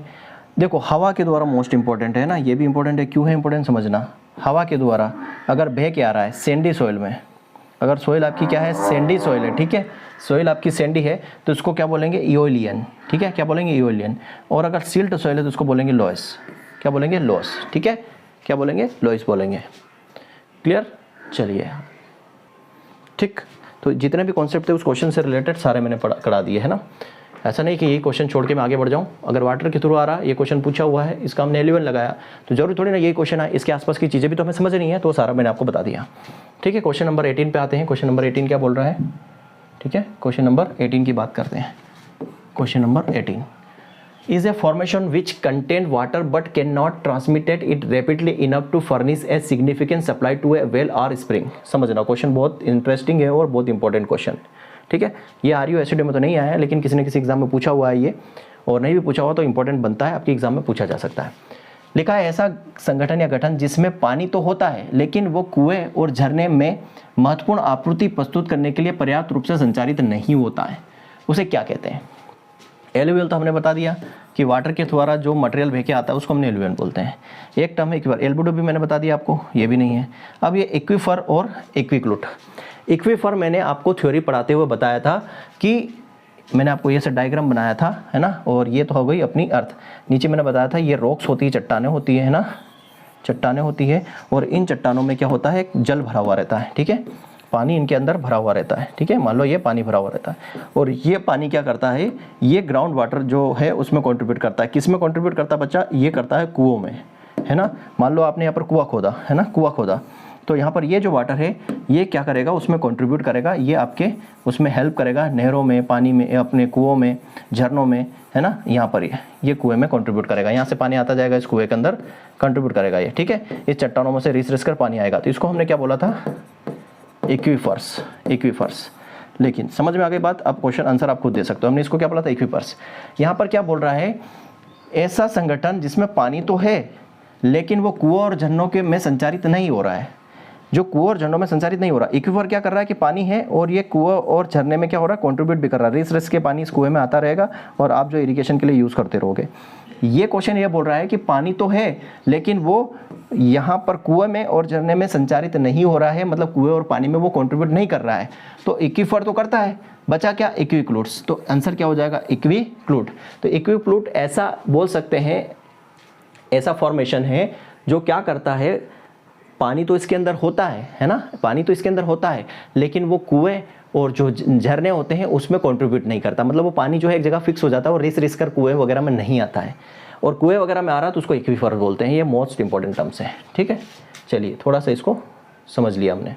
सेम क्वेश्चन है वही, है ना। अब आंसर चेंज हो जाएगा। अब देखो, a geological formation which contains water, जिसके अंदर पानी होता है, transmit it from one point to another point in quantity sufficient to permit economic development is called. Language change है ना। मैंने क्या बोला था कि ऐसा पानी जो जिस ऐसा मतलब बोल सकते हैं फॉर्मेशन, जियोलॉजिकल फॉर्मेशन, भूगर्भिक फॉर्मेशन जिसके अंदर पानी होता है, और अगर हम कुआं खोदते हैं तो कुएं खोदने पर वो पानी क्या करता है, कुएं के अंदर रिस कर आता है, कंट्रीब्यूट करता है कुएं के अंदर, उसको हमने क्या बोला था, एक्वीफर्स। ये ऑप्शन नहीं है, एल्बुडो भी नहीं है, ये अभी हमने बोला कि ये क्या करेगा, कंट्रीब्यूट नहीं करेगा।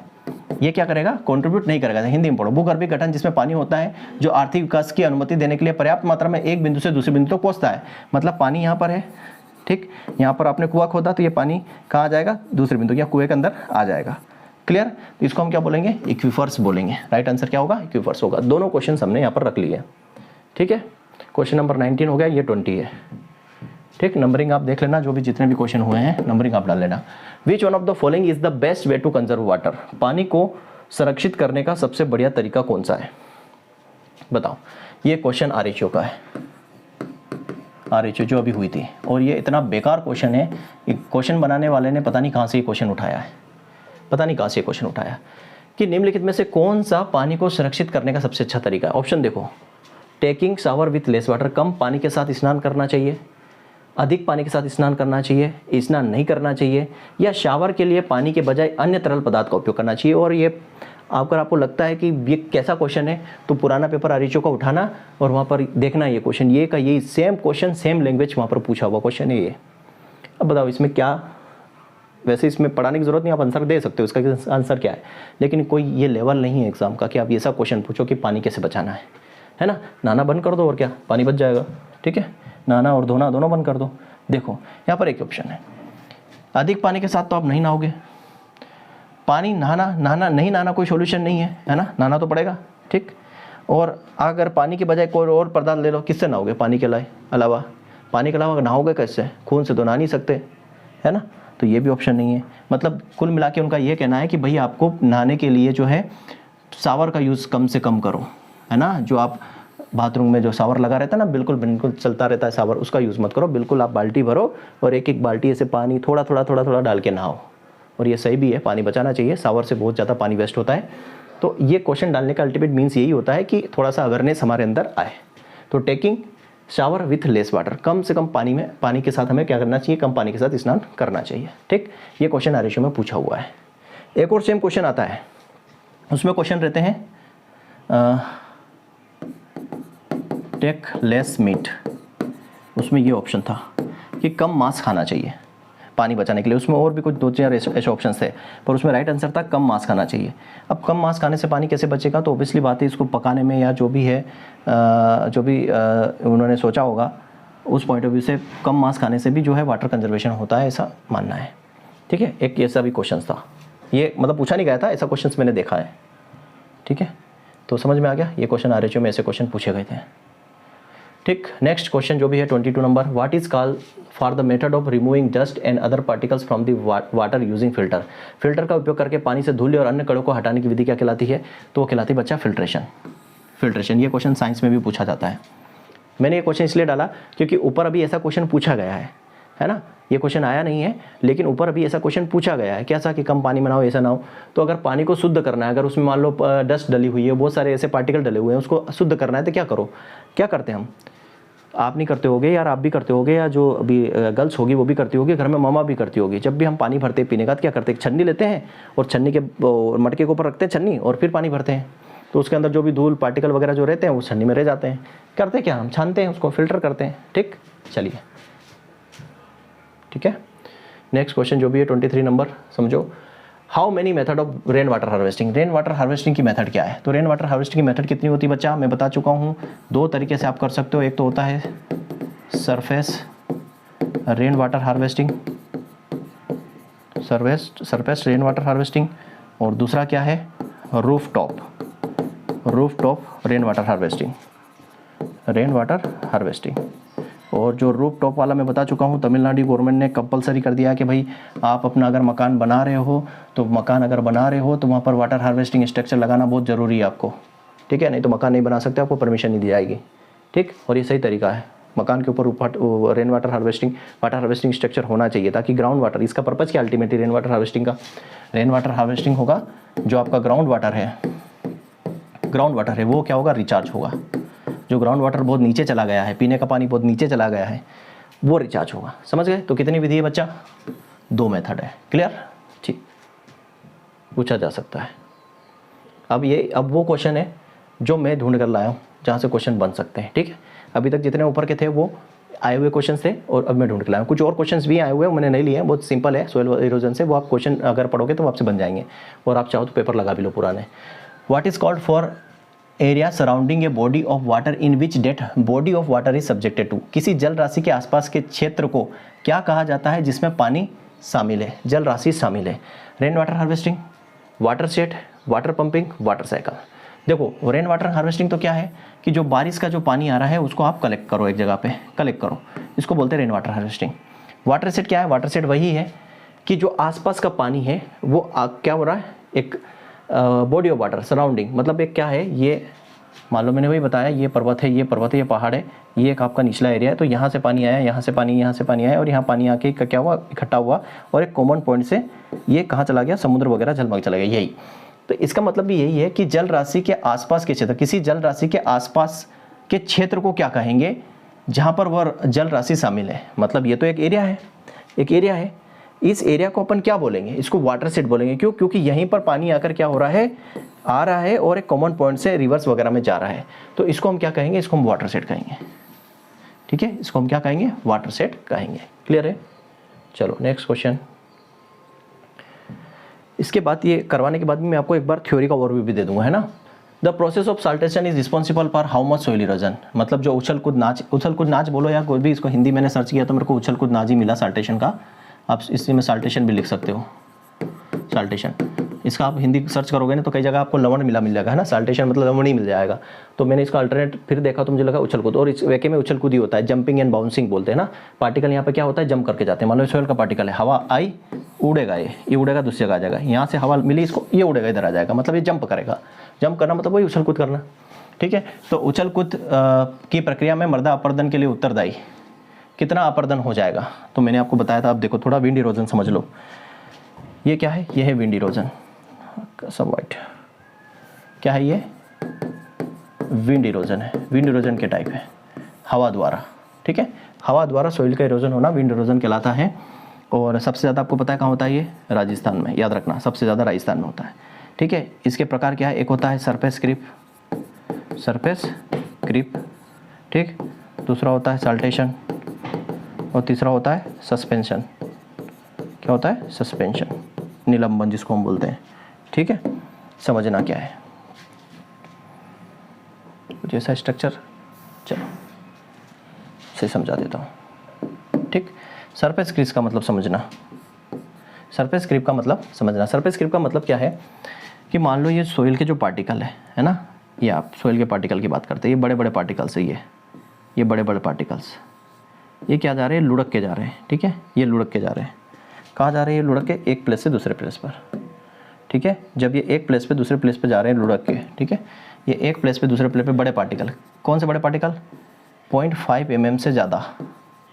साइज़ कितनी? 0.5 mm से ज़्यादा। मैं इसकी बात कर रहा हूँ सरफेस क्रीप की। ऐसे पार्टिकल जिनकी पार्टिकल की साइज़ 0.5 mm से ज़्यादा हो, मतलब बड़े हो, है ना, वो जब रोलिंग करते हुए, कैसे रोलिंग करते हुए, rolling one place to another place, ठीक है, one place to another place, एक प्लेस से दूसरे प्लेस में क्या जा रहे हैं? ये रोलिंग करते हुए, घूमते हुए जाते हैं। भाई हवा आएगी तो ये बड़े पार्टिकल है, उड़ा तो पाएंगे इनको, तो ये बॉल की तरह, जो बॉल होती है ना हम लुढ़काते नीचे, तो बॉल की तरह ये लुढ़कते हुए जाते हैं, लुढ़कते हुए जाते हैं। इनके पार्टिकल साइज 0.5 mm से ज़्यादा होती है। और ये कितना नुकसान पहुंचाते हैं? लगभग 5 से लेकर 25% जो है सोइल लॉस इससे होता है। कितना? 5 से 25%। किससे? सरफेस क्रीप से। समझ गए बात? दूसरा बात करते हैं हम साल्टेशन। साल्टेशन क्या होता है? ये सोइल है, अब इससे मान लो ये सोइल पार्टिकल, ये क्या करेगा? जंप करेगा, उड़ेगा, दूसरी जगह पर आएगा। ठीक है, ये उड़ा, दूसरी पकड़ आ गया। बॉल जैसे हम फेंकते हैं ना, यहाँ से फेंकी, जंप करी, फिर ये यहाँ से जंप करेगा और फिर दूसरी जगह पे आ जाएगा। ठीक है, क्या करेगा? ये जंप करेगा। ठीक है, क्या करेगा? जंप। जंप करते हुए पार्टिकल एक स्थान से दूसरे स्थान पे जाएंगे। ठीक है, one place to another place, one place to another place. ठीक है, जंप करते हुए जाएंगे। तो जंप करते हुए जो है ये इनके पार्टिकल साइज़ क्या होगी बच्चा? इनके पार्टिकल साइज़ होगी 0.1 से लेके 0.5 mm पार्टिकल साइज़ के जो पार्टिकल होंगे mm के, ये जंप करते हुए एक स्थान से दूसरे स्थान पे जाते हैं, इनको बोलते हैं हम साल्टेशन। और इससे लॉस कितना होता है? जो आपसे क्वेश्चन पूछा है, इनसे लॉस होता है 50 से लेके 75%। जो आपको क्वेश्चन में पूछा गया है कि कितना लॉस होता है किसके? साल्टेशन से, तो 50 से लेके 75 सी आंसर आ जाएगा। ठीक, लेकिन मैं पूरा पढ़ा रहा हूँ, है ना, पूरा कॉन्सेप्ट। सस्पेंशन समझो। सस्पेंशन क्या है? सस्पेंशन का मतलब हो गया निलंबन, मतलब ऐसे छोटे छोटे पार्टिकल, है ना, ये सोइल के जो छोटे छोटे पार्टिकल है ना, ये हवा में उड़ जाएंगे। ऐसे ये क्या होंगे? ये हवा में उड़ के आ जाएंगे। ये हवा में उड़ते हुए जाएंगे एक प्लेस से एक दूसरे प्लेस। क्या करेंगे? ये फ्लोट करेंगे। क्या करेंगे? फ्लोट करेंगे, फ्लोटिंग। ठीक है, उड़ते हुए एक स्थान से दूसरे स्थान पर जाएंगे। तो ये इनके पार्टिकल साइज़ कितनी होती है? 0.1 mm से कम। 0.1 mm से कम इनकी पार्टिकल साइज होती है। और ये कितना नुकसान पहुंचाते हैं? तो 3 से 4% के आसपास इनका सोइल लॉस कितना होता है? 3 से 4%। ये तीनों मैंने बता दिए विंड इरोजन के टाइप। आंसर आपके सामने आप लगा सकते हो 50 से 75%। दूसरा भी पूछा जाए, सरफेस क्रीप का पूछा जाए तो आप लगा सकते हो, सस्पेंशन का पूछा जाए तो आप लगा सकते हो। ये पूरा कॉन्सेप्ट मैंने यहाँ पे समझा दिया। चलिए बढ़े आगे। चलिए बच्चा, आपका क्या काम है? आपका इतना ही काम है। लेकर अच्छा लग रहा है, क्वेश्चन अच्छे हैं और मैं साथ में पूरा कॉन्सेप्ट भी आपको बता रहा हूँ, तो आपका ही काम है लाइक्स और कमेंट्स कर सकते हो कि हाँ सर मज़ा आ रहा है ना। सब्सक्राइबर का नाम मैं बोलता हूँ ना, मैं बोलूँगा, है ना, वो अपने आप हो जाता है ना। अब जब काम आपका बोलता है तो सब कुछ हो जाता है, कुछ बोलने की जरूरत है। नेक्स्ट क्वेश्चन है, which type of soil particle are eroded by suspension mechanism. अभी मैंने बताया कि सस्पेंशन मैकेनिज्म मतलब निलंबन तंत्र के द्वारा किस प्रकार के मिट्टी के कण का क्षरण होता है। अब इसका आंसर आप बताओ कमेंट बॉक्स में क्या होगा। अभी मैंने समझाया है ना, सरफेस क्रीप बताया, साल्टेशन बताया और सस्पेंशन बताया, है ना। सरफेस क्रीप बताया, साल्टेशन बताया और सस्पेंशन बताया। अभी मैंने बताया पार्टिकल साइज कैसा होना चाहिए। अब ऑप्शन तो ऐसे आ सकते हैं ना, हर एक चीज़ घुस के तो पढ़ाई नहीं जा सकती। अब उसके हिसाब से आप बताओ आंसर क्या होगा। मैंने बोला 0.1 mm पार्टिकल साइज होती है, 0.1 mm पार्टिकल साइज होती है सस्पेंशन में। अब 0.1 mm के हिसाब से देखो यहाँ पर क्या होगा, कोर्स नहीं हो सकता, फाइन सोइल पार्टिकल हो सकता है, लेकिन और आंसर देखो वेरी फाइन दिया है तो फाइन भी नहीं हो सकता। तो क्या आ जाएगा यहाँ पे, वेरी फाइन सोइल पार्टिकल जिनका less than 0.1 mm particle size होता है, वो सस्पेंशन में आता है। और सस्पेंशन के थ्रू जो इरोजन होता है वो वेरी फाइन सोइल पार्टिकल का होता है, जिनकी साइज लेस देन 0.5 mm होती है। ठीक है, ऐसे क्वेश्चन का आंसर आप खुद कर सकते हो। ठीक, चलिए नेक्स्ट क्वेश्चन पे आते हैं। Which is known as that of farmer, ये पढ़ा चुका हूँ। डेट ऑफ फार्मर किसे बोलेंगे, फार्मर की डेट किसे बोलते हैं, किस इरोजन को फार्मर की डेट बोलेंगे, तो सीट इरोजन को फार्मर की डेट बोलते हैं। बाकी सारा एक्सप्लेन हम पहले ही कर चुके हैं, क्या होता है गली क्या होता है, रील क्या होता है, स्प्लेश क्या होता है। ठीक है बच्चा, चलिए नेक्स्ट क्वेश्चन पे आओ। हमें किस प्रकार की मिट्टी में वर्टिकल मल्च का उपयोग करना चाहिए, we should vertical mulch in which type of soil, किस प्रकार की सॉइल में वर्टिकल मल्च करना चाहिए, तो बच्चा इसका आंसर है ब्लैक सॉइल। अब ब्लैक सॉइल में क्यों करना चाहिए वर्टिकल मल्चिंग, समझना। ब्लैक सॉइल जो होती है वो कॉम्पैक्ट सॉइल होती है। क्या होती है, कॉम्पैक्ट सॉइल होती है, मतलब हाई वाटर होल्डिंग कैपेसिटी होती है इसकी।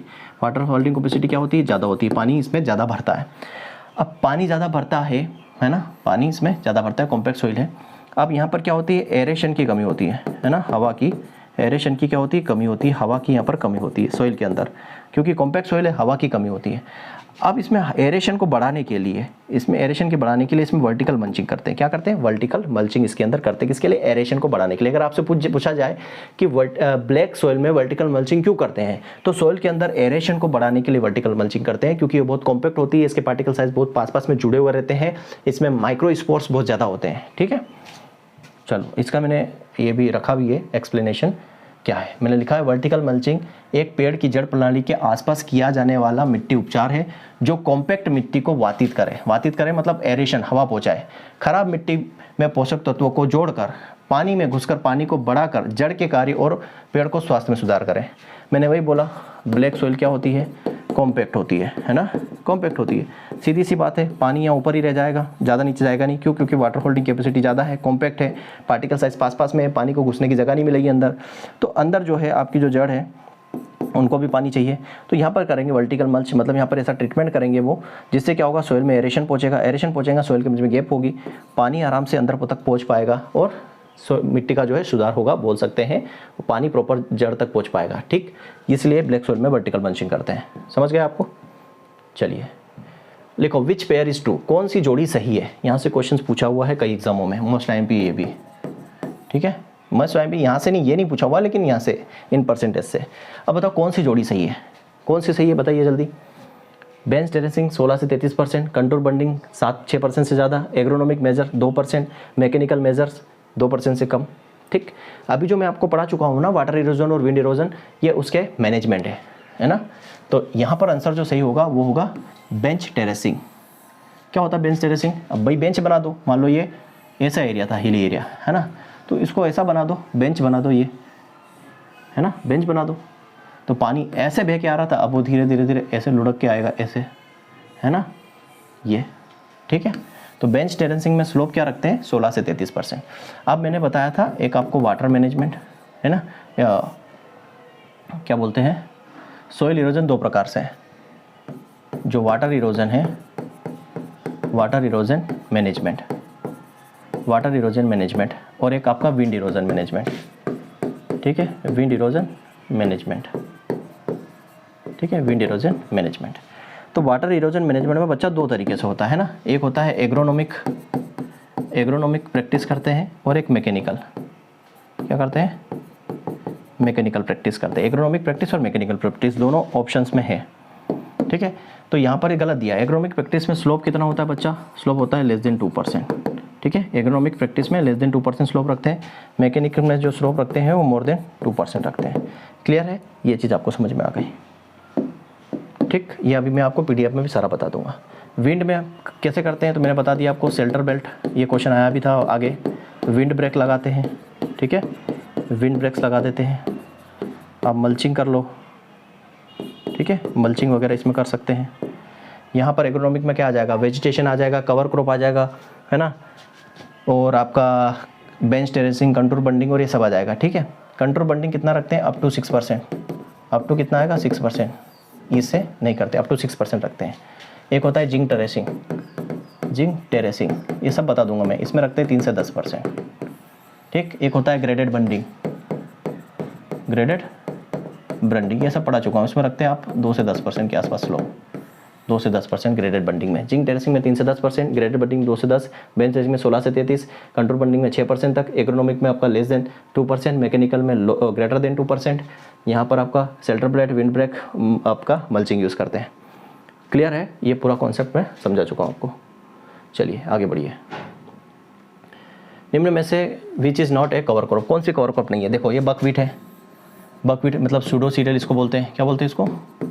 सूडो सीरियल, झूठा अनाज आप इसको बोल सकते हो, क्या बोलते हैं? झूठा अनाज, झूठा अनाज इसको बोल सकते हैं, क्या बोलते हैं? झूठा अनाज, झूठा अनाज इसको बोला जाता है सूडो सीरियल बकवीट। तो ये क्या है? ये भी क्लोज ग्रोइंग है, क्या है? क्लोज ग्रोइंग क्रॉप है, क्लोज ग्रोइंग क्रॉप है। रे आपको पता है, रे आप इसको बोल सकते हैं टिपिकल जो है वीट और रे का क्रॉस है, तो ये भी ग्रास फैमिली का है, तो ये भी क्या है? क्लोज ग्रोइंग है, ये भी क्लोज ग्रोइंग क्रॉप है, ठीक है। तो ये इरोजन को कवर करेगी, क्लोज ग्रोइंग क्रॉप मतलब ये जो क्रॉप है ना, ये कुछ इस तरीके से फैल जाती है। कॉलीफ्लावर जो है ये नहीं है, काउपी आपका पल्सेस में ले सकते हो आप, या जिसमें भी लेना चाहो, ठीक है। इसको आप ग्रीन मैन्योर या लेग्यूम क्रॉप बोल सकते हो, है ना। ये क्या है? ये लेग्यूम क्रॉप है, ग्रीन मैन्योर क्रॉप है। ये फोडर के पर्पज़ में भी यूज़ होती है, ये फोडर पर्पज़ में भी यूज़ होती है, ग्रेन पर्पज़ में भी यूज़ होती है, और हरी खाद ग्रीन मैन्योर में भी यूज़ होती है। तो आपका जो आंसर आएगा निम्न से कौन सी कवर क्रॉप नहीं है? कवर क्रॉप मतलब कि जो सोइल को अच्छे से कवर करे, मतलब मान लो ये आपकी सोइल है, आपने ये प्लांट है, तो ये जो है आपको इस तरीके से आप क्रॉप लगाओगे, है ना। ये पेड़ नहीं है, मैं क्रॉप की बात कर रहा हूँ। ये तो ये क्या कर रही है? सोइल को कवर कर रही है। पानी आएगा तो इस पे क्रॉप के ऊपर गिरेगा पहले, तो इंटेंसिटी कम हो जाएगी। लाइट भी डायरेक्ट आपकी सोइल पर नहीं आएगी, तो सोइल मॉइस्चर आराम से बना रहेगा। लेकिन आपने गोभी लगा दी, तो गोभी क्या है? कुछ इस तरीके से लगती है, ठीक, वो भी दूर दूर लगती है, तो सोइल को कवर नहीं कर पाती है। सोइल डायरेक्ट एक्सपोजर होता है सनलाइट से, तो क्या होगा? इवापोरेशन होगा, मॉइस्चर कंजर्वेशन होगा नहीं। तो ये कॉलीफ्लावर जो है वो आपकी कवर क्रॉप नहीं है, ठीक। चलिए अब बात करते हैं what is the average annual soil erosion rate India का, मतलब भारत में औसत मृदा का इरोजन, मृदा का अपरदन कितना होता है, ठीक। मैं बता दूं, परमिशिएबल लिमिट कितनी है? परमिशिएबल लिमिट सॉइल इरोजन की परमिशन लिमिट है बच्चा 12 ton per hectare per year, मतलब एक साल में सिर्फ 12 टन जो है सॉइल इरोजन होना चाहिए। ये परमिशिएबल लिमिट है, मतलब इतना गवर्नमेंट की तरफ से बोल सकते हैं कि भाई आप 12 टन तक अगर सॉइल इरोजन हो रहा तो कोई दिक्कत नहीं है, ठीक है, कोई दिक्कत नहीं है। लेकिन इंडिया में हो कितना रहा है बच्चा? इंडिया में हो रहा है 16.35 ton per hectare per year soil erosion. Clear है? दोनों डाटा मैंने बता दिया आपको। Next, soil erosion is more common by the water in which Indian state, पानी के द्वारा सबसे ज़्यादा जो आप बोल सकते हो इरोजन देखने को मिलेगा इन ऑप्शंस के अकॉर्डिंग। महाराष्ट्र में नहीं मिलेगा आपको, मध्य प्रदेश में नहीं मिलेगा आपको, राजस्थान में नहीं मिलेगा, आसाम। क्यों आसाम में? क्यों? फ्लडेड एरिया है ना, फ्लडेड एरिया है जहाँ पर बाढ़ वगैरह आपको ज़्यादा मिले। जैसे पश्चिम बंगाल में बाढ़ वगैरह ज़्यादा आती है, आसाम में आप देख लो, बिहार में देख लो, बाढ़ वगैरह ज़्यादा आती है। तो सीधी सी बात है, बाढ़ के द्वारा, पानी के द्वारा ज़्यादा इरोजन कहाँ होगा? ऐसा एरिया जहाँ पर पानी की जो है, पानी की वजह से प्रॉब्लम्स होती है, फ्लड आता है, बाढ़ आती है। ये महाराष्ट्र में नहीं, मध्य प्रदेश में भी नहीं प्रॉब्लम। राजस्थान में सबसे ज़्यादा किसके द्वारा होता है? विंड के द्वारा, हवा के द्वारा, हवा के द्वारा सबसे ज़्यादा यहाँ, ठीक है। समझ में बात को? चलिए, अपरदन का सबसे विनाशकारी रूप कौन सा है? मैंने क्या बोला कि which is the most destructive form of erosion? Soil erosion, water erosion, glacial erosion, none of this. तो वाटर इरोजन सबसे खतरनाक है, मैंने पहले बता दिया है। 80% जो है सोइल इरोजन जो होता है, 80% जो सोइल इरोजन होता है वाटर इरोजन के थ्रू ही होता है। तो सबसे खतरनाक कौन सा है? वाटर इरोजन ही है ना। चलिए फिर बात करते हैं सेंट्रल सोइल कंजर्वेशन बोर्ड। किसकी बात हो रही है? सेंट्रल सोइल कंजर्वेशन बोर्ड की स्थापना किस वर्ष में हुई है? तो सेंट्रल सोइल कंजर्वेशन बोर्ड की जो स्थापना हुई है बच्चा 1953 में हुई है। ये क्वेश्चन मुझे IMP लगा, ठीक है। अगर सोइल साइंस में, सोइल कंजर्वेशन में या वाटर सेट में क्वेश्चन बन सकता है कि 1953 में केंद्रीय मृदा संरक्षण बोर्ड की स्थापना की है, ठीक है। चलिए अब बात करते हैं दूसरा institute, Indian institute of soil and water conservation. ये कहाँ पर है? क्वेश्चन पूछा जा सकता है, कहाँ पर है? ये देहरादून में है। हालांकि ये मैं आपको जनरल एग्रीकल्चर वाले पार्ट में भी पढ़ा चुका हूँ। देहरादून में कब बना था? 1974 में, ठीक है, 1974 में बना था, ठीक। चलिए इनफार्म में क्या है? सेंट्रल यूनिवर्सिटी जोधपुर में क्या है? कजरी है, कजरी भी है। और लोकेस्ट वार्मिंग ऑर्गेनाइजेशन जो 1939 में बना था वो भी है जोधपुर में, ठीक है, और कजरी भी है। सेंट्रल जो है एरिड जोन रिसर्च इंस्टीट्यूट है ना, सूखा क्षेत्र को के लिए जो रिसर्च इंस्टीट्यूट वो जोधपुर में है। गंगटोक कहाँ पर आता है? सिक्किम में आता है। और सिक्किम जो है बच्चा क्या है? सिक्किम जो है फर्स्ट ऑर्गेनिक फार्मिंग स्टेट है, फर्स्ट ऑर्गेनिक फार्मिंग स्टेट, जहाँ पर पूरी तरीके से ऑर्गेनिक फार्मिंग होती है, 100% ऑर्गेनिक फार्मिंग होती है, ठीक है। चलिए नेक्स्ट क्वेश्चन आ जाओ। भारत का पहला राज्य कौन सा है जिसने प्रत्येक भवन के लिए वर्षा जल संचयन अनिवार्य कर दिया है? मैं क्वेश्चन अभी इसी लेक्चर में 2-3 बार आपको बोल चुका हूँ कि which Indian state that made rain water harvesting compulsory for building? कौन स्टेट बच्चा? तमिलनाडु। तमिलनाडु ने कंपलसरी कर दिया है कि आपका जो अगर आप मकान बना रहे हो तो आपको ऊपर रेन वाटर हार्वेस्टिंग करना पड़ेगा, बारिश के पानी को एकत्रित करने के लिए स्ट्रक्चर बनाना पड़ेगा, अदरवाइज आपको परमिशन नहीं दी जाएगी। किसकी? आपको परमिशन नहीं दी जाएगी किसकी? इसको कलेक्ट उसके करने की, मकान बनाने की। ठीक है, चलो राजस्थान में कौन सा चलता है? अय्यारी पानी जो है, अय्यारी पानी का सिस्टम जो है राजस्थान में है, आगे आपको मिल जाएगा। What are the objective watershed management? ये क्वेश्चन पूछा हुआ है आरईओ में। ठीक है, आरईओ में पूछा हुआ कि इसके ऑब्जेक्टिव क्या है वाटर सेट के। डेवलपमेंट ऑफ फील्ड चैनल, क्या आप फील्ड चैनल बनाना, फील्ड चैनल मतलब कि जो फील्ड के लिए जो चैनल बनाना, चैनल डेवलप करना, ये काम है? ये नहीं है बच्चा। Efficient use of land, land का इफ़िशिएंट यूज़ करना, लैंड की कैपेबिलिटी के हिसाब से यूज़ करना, ये मैंने पढ़ाया भी है, प्रिंसिपल में भी पढ़ाया है कि जो लैंड की कैपेबिलिटी है, उसकी इफ़िशिएंसी है, उसके हिसाब से लैंड को इफ़िशिएंटली यूज़ करना। फ्लड को कंट्रोल करना, ये भी बताया है। भाई करी किस लिए रहे हैं? फ्लड को कंट्रोल करने के लिए। एडिकेट वाटर सप्लाई करना, डोमेस्टिक के लिए, एग्रीकल्चर के लिए और इंडस्ट्री नीड के लिए और एनिमल पर्पज़ के लिए। ये 3 है ना, ये 3 होंगे। तो 3 वाला ऑप्शन कहाँ जाता है? चौथा आपका जाता है, ये तीसरा ऑप्शन जाता है BCD। BCD आपका आंसर होगा। तो जो मैंने ऑब्जेक्टिव्स पढ़ाए हैं उनको भी अच्छे से पढ़ना। ठीक है, चलिए फिर area cover under the mini harvest mini water set harvesting. देखो ऊपर पूछा था हमने माइक्रो, ठीक, वहाँ ऑप्शंस कैसे थे? वहाँ ऑप्शन थे 100 से 1000 इस टाइप के हेक्टेयर के, इस टाइप के ऑप्शंस थे। अगर 100 से 1000, अगर वहाँ से 1 से 100 होता, 1 से 100 हेक्टेयर होता तो उसको हम क्या बोलते हैं? मिनी। ठीक, 100 से 1000 होता तो ठीक मिनी हो गया। फिर आएगा आपका ये माइक्रो, 100 से 1000 है ना, 100 से 1000 माइक्रो लिखा मैंने। ठीक, ऐसा लिख लो। मिनी होगा तो क्या होगा? 1 से 100, 100 से 1000 होगा तो माइक्रो होगा। ठीक है, माइक्रो होगा। फिर 1000 से लेके 10,000 होगा तो मिली होगा। क्या होगा? मिली होगा। फिर 10,000 से लेके 50,000 होगा तो क्या होगा? वो होगा सब माइक्रो होगा, सब मैक्रो होगा। ठीक है, और मैक्रो के लिए क्या बताया था? मैक्रो के लिए बताया था 50,000 से ज़्यादा। ये मैं क्यों लिख रहा हूँ? ये सब सारे वैल्यू किससे? हेक्टेयर में, क्योंकि अब ऑप्शन देखो किस हिसाब से है, इसलिए मैंने सारे ऑप्शंस आपको करवाए हैं, इसीलिए करवाए हैं बच्चा, ताकि आप कंफ्यूज ना हो। यहाँ पे पूछा है मिनी हार्वेस्ट में मिनी वाटर है किसकी? मिनी वाटर सेट की साइज़ क्या है? अब देखो इस तरीके के ऑप्शन होगा, इस तरीके के ऑप्शन होगा तो यहाँ पर आंसर क्या होगा? 1 से लेके 100 हेक्टेयर मिनी हार्वेस्टिंग की, 1 से लेके क्या होगा? 100 मिनी हार्वेस्टिंग की। लेकिन अगर इस तरीके से ऑप्शन है, कौन सा? इस तरीके से ऑप्शन है, देखो यहाँ पे इस तरीके से ऑप्शन है तो आंसर जाएगा आपका 40 से 200 हेक्टेयर। इस तरीके से ऑप्शन होंगे तो आपका आंसर जाएगा 40 से 200 हेक्टेयर। क्यों जाएगा 40 से 200 हेक्टेयर बच्चा? ये देखो मैं आपको बता देता हूँ इस तरीके से क्यों 40 से 200 हेक्टेयर क्यों जाएगा। मैंने आपको यहाँ पर सारी चीज़ करवा दी है, इसको देखना अच्छे से। यहाँ पे मैंने ये बताया था आपको, ये ठीक है, ये वाला मैंने आपको यहाँ पर सुधरवाया है, इसको सुधार लेना, इसको मिनी कर लेना, है ना। मैं भी आपको ये PDF दोबारा भेज दूंगा, अगर आपने प्रिंट निकाल लिया तो पेन से सुधार लेना इसको, ठीक है। यहाँ पर क्या होगा? मिनी, ठीक है, ये मिनी है। मिनी कितना होता है? मिनी का 2 से 40 से 200, ठीक है, 40 से 200 होगा, ठीक है। अब यहाँ पर एक चीज़ और है बच्चा, क्या है वो एक चीज़ मैं आपको बताऊँ, वो है ऑप्शंस भी थोड़ा सा मिसमैच है। ऑप्शन भी क्या है? मिसमैच है। कैसे मिसमैच है ऑप्शन? मैं बताता हूँ आपको। देखो यहाँ पर ऑप्शन भी मैं करेक्ट करवा देता हूँ। ये ऑप्शन नहीं आएगा, ठीक है, ये ऑप्शन नहीं आएगा। अगर ये ऑप्शन होगा तो आंसर ये भी हो जाएगा। ऑप्शन सुधार देता हूँ,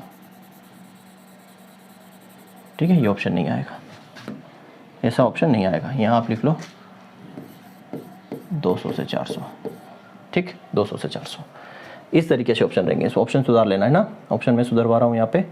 इस हिसाब से आपका आंसर क्या होगा? 40 से 200। क्यों? क्योंकि 100 से 200 का हमने पढ़ा, ये 100 से 2 हेक्टेयर किस में आता है? मिनी के अंदर। तो इसी ऑप्शन को भी आप देखोगे तो 100 से 200 का ऑप्शन ये जा रहा है, इसके अंदर आ रहा है 100 से 200, ठीक। ये ऑप्शन मिसप्रिंट है, मतलब ऐसा ऑप्शन नहीं मिलेगा आपको, ये मेरी गलती है यहाँ पर कि वो मैंने 40 से 100 ले लिया, वो गलती है मेरी। ऐसे ऑप्शन नहीं मिलेंगे, ऑप्शन आपको ऐसे मिलेंगे। तो अगर ये भी आपको याद है तो इसके अकॉर्डिंग भी आप जा सकते हो कि 40 से 200 के अंदर ही 100 से 200 1 से 100 आ रहा है मिनी के अंदर, ठीक है। तो ये सुधार लेना आप, मैं PDF आपको भेजूंगा टेलीग्राम पे, तो इसको सुधार दूंगा। PDF जो इसकी टेलीग्राम पे आपको मिल जाएगी, ठीक है, तो इसको सुधार के भेज दूंगा। तो इसका आंसर क्या होगा, 40 से 200। और मैंने आपको पूरे चार्ट्स थ्योरी में करवाए हैं, तो कोई इशू नहीं है, ठीक। चलिए फिर एयर रीज लाइन बता चुका हूँ, आंसर ही लिख दिया मैंने, है ना, मिटाया ही नहीं, ये आंसर ही लिख दिया, हालांकि यहाँ पूरा आंसर मिटाना था ये, पर चलो आंसर वैसे नहीं है। चलो, is also a line connecting the point of highest elevation in Terrence.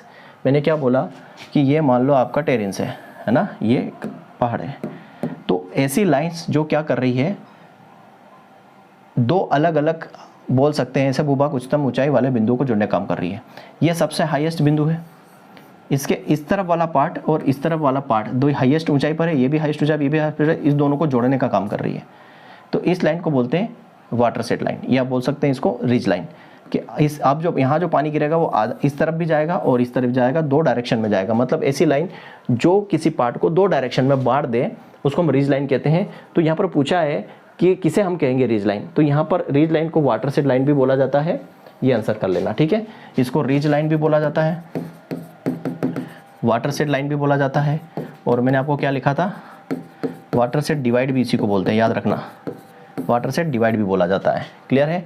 Head water क्या होता है बच्चा, ये मान लो पहाड़ है, तो यहाँ से जो पानी आ रहा है, ये हेड पानी, ये हेड वाटर है, ये पूरा नीचे तक जाएगा, ये फैलता जाएगा, इधर से पानी आएगा, इधर से पानी आएगा, इधर से पानी आएगा, इधर से पानी, ये मेन लाइन जो होती है ये अपना हेड वाटर हो जाता है, ठीक है। फ्लड प्लेन मतलब जो बाढ़ मैदानी क्षेत्र, ये वाला जो क्षेत्र है जो प्लेन हो गया नीचे आके, अब ये यहाँ पर पानी बढ़ता जाएगा तो ये बाढ़ का रूप भी ले लेगा। अक्सर नदियों में पानी जब बढ़ता है ना, बोलते हैं ना कि एकदम नदियों में पानी बढ़ गया और एकदम से गांव डूब गए, तो वो मैदानी क्षेत्र, क्यों, क्योंकि पानी जब बढ़ेगा तो नदी में जब पानी बढ़ेगा तो पानी कहाँ जाएगा, वो मैदानी क्षेत्र में जाएगा, ठीक है, तो उसको बोलते हैं फ्लड प्लेन। हाइड्रोग्राफ्स क्या होता है, पानी की जो कंडीशन है, पानी की जो स्थिति है, जो स्टेटस है, स्टेज है, उसकी वेलोसिटी है, उसका बहाव है, उसका वेग है, उसको जो रिकॉर्ड करता है उसको हाइड्रोग्राफ बोलते हैं। ये सारा मैं बता चुका हूँ, ठीक है। चलिए फिर integrated watershed management programme जो है IWMP which was launch in 2009-10 by the, ये किस मिनिस्ट्री के अंदर आता है, ये क्वेश्चन पूछ रहा है कि इंटीग्रेटेड वाटर सेट मैनेजमेंट जो 2009-10 में लॉन्च किया गया है वो किसके द्वारा लॉन्च किया गया है। तो यहाँ आपके पास ऑप्शन है ministry of rural development, environment, forest planning commission और मिनिस्ट्री ऑफ एग्रीकल्चर।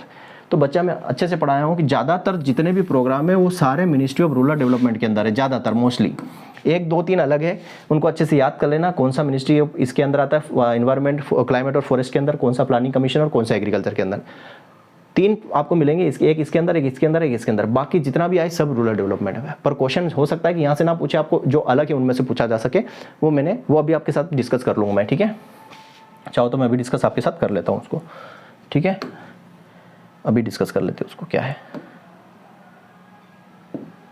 ठीक है, ये सारा, ठीक है, ये सारा अभी डिस्कस कर लेते हैं। ये मैंने बोला drought prone area development programme किसके, मिनिस्ट्री ऑफ रूरल डेवलपमेंट के अंदर। Desert development programme ministry of rural development के अंदर। इंटीग्रेटेड वेस्टलैंड्स डेवलपमेंट प्रोग्राम ये भी मिनिस्ट्री ऑफ रूरल डेवलपमेंट के अंदर। Integrated afforestation and eco development scheme जो है ये इन्वायरमेंट एंड फॉरेस्ट के अंदर आती है, इसको अलग से देखना आप, ठीक है, मिनिस्ट्री ऑफ इन्वायरमेंट फॉरेस्ट के अंदर आती है। National water set development project and rainfed area ये मिनिस्ट्री ऑफ एग्रीकल्चर के अंदर आती है, इसको अलग से देखना है ना, ये मिनिस्ट्री ऑफ एग्रीकल्चर के अंदर। फिर आपका ये आ जाएगा Indo German watershed development programme, ये नाबार्ड के अंदर है ना, इसको अच्छे से देखना, ये नाबार्ड के अंदर है, ठीक है। ये वाटर सेट जो गाइडलाइन है ministry of development rural development के अंदर। हरियाली जो है मिनिस्ट्री ऑफ रूरल डेवलपमेंट के अंदर। नेशनल रेनफेड एरिया अथॉरिटी, इसको देखना, रेनफेड एरिया अथॉरिटी ये प्लानिंग कमीशन के अंदर आ रहा है। ये आपका वाटर सेट डेवलपमेंट जो नीरांचल है, नीरांचल, ये नीरांचल तो हालांकि उसमें आपको रूरल डेवलपमेंट के अंदर ही आएगा, ठीक है, इसको सुधार लेना। ये कॉमन गाइडलाइन बोला है, ठीक है, अगर common guideline water set development बोला जाए, गाइडलाइन की बात करें किसने रिलीज की है तो ये आ जाएगा, ठीक है, गाइडलाइन किसने रिलीज की है तो ये आएगा। लेकिन ये नीरांचल किस के थ्रू काम करता है तो रूरल डेवलपमेंट ही लगाना, ठीक है। इंटीग्रेटेड जो है वाटर सेट डेवलपमेंट प्रोग्राम ये आपका मिनिस्ट्री ऑफ रूरल डेवलपमेंट के अंदर, ये तो छोड़ देना भले, किस ईयर में हुआ है, क्या हुआ है, सारा मैंने आपको पढ़ाया था, ठीक है। ये मिनिस्ट्री के अंदर, ये सारे डबल है यहाँ पर, कौन किसी मिनिस्ट्री के अंदर आता है, तो ये अच्छे से हमने किया था, इसको अच्छे से देख लेना। और ठीक है, तो ये इसका आंसर क्या हो जाएगा, मिनिस्ट्री ऑफ रूरल डेवलपमेंट, ठीक। आगे बढ़ते हैं। Which of the following is not a hardware treatment of water conservation, निम्न में से कौन सा जो है हार्डवेयर ट्रीटमेंट नहीं है। हार्डवेयर ट्रीटमेंट नहीं है। हार्डवेयर ट्रीटमेंट का मतलब क्या होता है बच्चा, permanent, permanent treatment, permanent measure, ठीक है। सॉइल वाटर कंजर्वेशन की परमानेंट मेज़र नहीं है। बताओ, कंटूर बंड, ग्रेडेड बंड, बेंच टेरेसिंग या कंटूर फार्मिंग, ये तीनों। परमानेंट का मतलब होता है कि एक बार बना दिया चलता रहेगा सालों साल, ठीक है। परमानेंट का मतलब है एक बार आपने बना दिया तो सालों साल चलता रहेगा, जैसे कंटूर बंड एक बार बना दिया सालों साल चलेगा, ग्रेडेड बंडिंग एक बार बना दिया सालों साल चलेगा, बेंच टेरेसिंग आपने एक बार बना दिया, भाई ऐसी बेंच बना दी आपने, सालों साल चलेगी। अब ये कंटूर फार्मिंग, कंटूर फार्मिंग तो आपको हर फसल के लिए करनी पड़ेगी ना, कंटूर फार्मिंग हर फसल से करनी पड़ेगी। तो ये जो क्या है, ये टेम्परेरी है, टेम्परोरी मेज़र है। टेम्परोरी मेज़र को और क्या बोलते हैं, इसको बोलते हैं सॉफ्टवेयर मेज़र, सॉफ्टवेयर मेज़र इसको बोलते हैं, ठीक है। क्या बोलते हैं, सॉफ्टवेयर मेज़र इसको बोलते हैं। ये तीनों क्या है, परमानेंट मेज़र है और ये कंटूर फार्मिंग सॉफ्टवेयर मेज़र है, ठीक है। इसमें और क्या आता है आपका, रीजन फरो आ जाता है, डेट फरो आ जाता है, ये सब किस में आते हैं, टेम्परेरी में आते हैं, क्लियर है। और इसके अंदर आपका जो है वाटर वेव आ जाएगा, आपका आ जाएगा बंड्स आ जाएंगे और टेरेसिंग आ जाएगी किसके अंदर, परमानेंट के अंदर। और एक और आपका बचता है क्या, मीडियम वाला, एक और आपका क्या बचता है, मीडियम वाला मेजर्स, ठीक है। मीडियम वाला मेजर्स आप सॉरी, ठीक है, मीडियम वाला मेजर्स बचता है, उसको देख लो थोड़ा सा क्या है, ऊपर ही है, ठीक। साथ ही साथ मैं थ्योरी भी आपकी कंप्लीट कराते जा रहा हूँ। ये देखो, ये मैंने बताया था परमानेंट मेजर, समझना इसको, ठीक। ये परमानेंट मेजर के अंदर क्या आएगा, वाटर वेव, बंड्स में कंटूर बंड्स, ग्रेडेड बंड्स और टेरेस। टेरेस में आपका क्या आ जाएगा, टेरेस में आपका आ जाएगा बेंच टेरेसिंग, जिसमें कितना, ये 16 से 33 रखते बता चुका हूँ, और जिन टेरेसिंग। सेमी परमानेंट मेजर, तो आपको इसको क्या बोल सकते हो, सेमी हार्डवेयर बोल सकते हो या सेमी सॉफ्टवेयर बोल सकते हो, ठीक। इसमें क्या क्या आता है, इसमें ये देख लो, इसमें क्या क्या आता है बच्चा, इसमें आएगा आपका एक तो ये स्मॉल सेक्शन, स्ट्रिप लेवलिंग और लाइव बेड्स और वेजिटेटिव या लाइव बैरियर, ठीक है। ये 4 याद कर लेना इसके अंदर। ये सेमी परमानेंट मेजर के अंदर आता है स्मॉल सेक्शन, मतलब कि 3 से 4 साल बाद, 5 साल बाद इसको अपन वापस से बनाना पड़ेगा। परमानेंट मतलब एक बार बना दिया चिंता खत्म। टेम्परेरी मतलब कि इसको हर सीजन में, हर क्रॉप के लिए आपको बनाना पड़ेगा, ठीक है। हर क्रॉप में आपको यूज़ करना पड़ेगा, हर सीजन में यूज़ करना पड़ेगा। ये क्या है, 4-5 साल तक कोई दिक्कत नहीं इसमें, तो ये 4 इसमें है, ठीक है। और ये टेम्परेरी वाला, टेम्परेरी वाला मैं क्या बता चुका हूँ आपको, ये टेम्परेरी वाला देखो यहाँ पर, टेम्परेरी वाला में ये आ गया आपका contour farming, compartment farming, bread board and furrow method, that furrow आ जाएगा, टिलेज आ जाएगा, मल्चिंग आ जाएगा। ये तो हर सीजन में करना पड़ेगा, इसलिए इनको टेम्परेरी बोला गया है, ठीक है बच्चा लोग। ऐसे ही नहीं सब कुछ हो जाता है बच्चा, बहुत मेहनत लगती है ना। आपके साथ साथ मैं भी कितनी मेहनत कर रहा हूँ, देख सकते हो। चलिए, तो ये हमारा हो गया। नेक्स्ट है, what is the size of 1 hectare area of water harvesting. मैं बता चुका हूँ इसी लेक्चर के अंदर आपको, इसी लेक्चर के अंदर मैंने बताया था कि वाटर हार्वेस्टिंग की साइज़ कितनी होती है। बस मैंने इस क्वेश्चन को थोड़ा सा घुमा दिया। मैंने क्या बताया था, 250 से 300 मीटर क्यूब ये एरिया होना चाहिए वाटर हार्वेस्टिंग का, ठीक है। वाटर हार्वेस्टिंग का 1 हेक्टेयर के लिए, ठीक। अगर आप चाहे हेक्टेयर से एकड़ में पूछ लिया, किसी में पूछ लिया, आपको कन्वर्ट करना आना चाहिए कि 1 हेक्टेयर में कितना एकड़ होता है। 2.47 एकड़ होता है, तो ये भी 2.47 का इसमें भाग चला जाएगा, ठीक है, सॉरी गुणा हो जाएगा, तो इस हिसाब से आपको करना है, ठीक है। चलिए, तो यहाँ पर मुझे बताइए क्या होगी साइज़। अब ये वैल्यू कैसे आएगी, यहाँ देखो कितना हो रहा है, मतलब ये है लंबाई, ये है चौड़ाई, ब्रेथ बोल सकता हूँ, ये डेप्थ है ना, गहराई, लंबाई चौड़ाई और गहराई, ठीक है। लंबाई चौड़ाई और गहराई, लंबाई 20, 10 और 6, यहाँ पे गुणा करोगे तो 200 और यह मतलब 600 आ रहा है टोटल। तो ये तो हो नहीं सकता, 600 मीटर क्यूब हो रहा है, ये आंसर नहीं है, पहला हमारा आंसर नहीं है। दूसरा करो, 15 या 45 और 450 हो रहा है, ये भी हमारा आंसर नहीं है। यहाँ देखो कितना हो रहा है, 3 और यहाँ 300 मीटर स्क्वायर, तो ये हमारा आंसर है। यहाँ पे आप करोगे तो उतने अच्छे, यहाँ पर भी 600 मीटर स्क्वायर आ रहा है, क्यूब आ रहा है। तो यहाँ पे देखो इस तरीके से आपको करना पड़ेगा कि आपको मालूम है ये वाली वैल्यू, आपको मालूम है कि 250-300 मीटर क्यूब होता है, भाई इसको गुणा करो ना, तीनों में गुणा करोगे तो यहाँ पे 300 आ रहा है, और 300 अपना क्या है, metre square water harvesting structure है ना। चलिए, इस तरीके से आपको करना पड़ेगा। अभी बताया था मैंने हरियाली वाला जो आता है किसके अंदर, रूरल डेवलपमेंट के अंदर, मिनिस्ट्री ऑफ रूरल डेवलपमेंट के अंदर ये आता है, ठीक। अब ये पूछ रहा है कि ये हरियाली जो है watershed development and management programme implemented by, किसके द्वारा इम्प्लीमेंट किया जाता है, ठीक है, किसके द्वारा इम्प्लीमेंट किया जाता है। इसको थोड़ा सा मैं हटा देता हूँ, कई बार क्या है ना, ध्यान नहीं रहता यार, आंसर भी साथ में आ जाता है, ठीक है। किसके द्वारा इम्प्लीमेंट किया जाए, तो बताओ इसको किसके द्वारा इम्प्लीमेंट किया जा रहा है इन दोनों को। हरियाली जो है किसकी, ये मैं पढ़ाया था अच्छे से आपको, अभी ज़्यादा दिन नहीं हुए, 2 दिन पहले ही लेक्चर लिया था।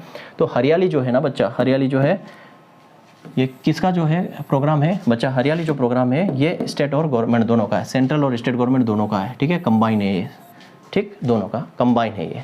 और इसमें ग्राम पंचायत का रोल रहता है कि वो मॉनिटरिंग का काम करती है, ट्रांसपेरेंसी देखती है कि भैया काम प्रॉपर हो रहा है कि नहीं, लोग का जो पार्टिसिपेंट है वो प्रॉपर है कि नहीं है, ठीक है, हरियाणा की है ये स्कीम।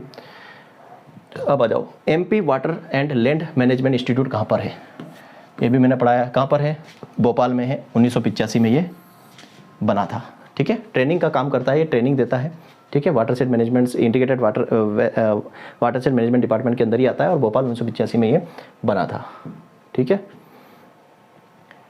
लिखा है कि as engineers construction design to harvest surface run off water for agriculture, कृषि के लिए सतही अपवाह जल का संचय करने के लिए डिजाइन की गई सरल संरचना कौन सी है, तो ये भी मैंने पढ़ा है, कौन सी है, एग्रीकल्चर के लिए यूज़ होने वाली एक दो है ना, एग्रीकल्चर के लिए जो मोस्टली यूज़ होती है वो आपकी खादीन यूज़ होती है, तो आंसर क्या आएगा, आंसर आएगा आपका ए और बी, क्योंकि खादीन को ही क्या बोलते हैं, दोहरा बोलते हैं, ये भी मैंने पढ़ाया था, खादीन को दोहरा बोलते हैं।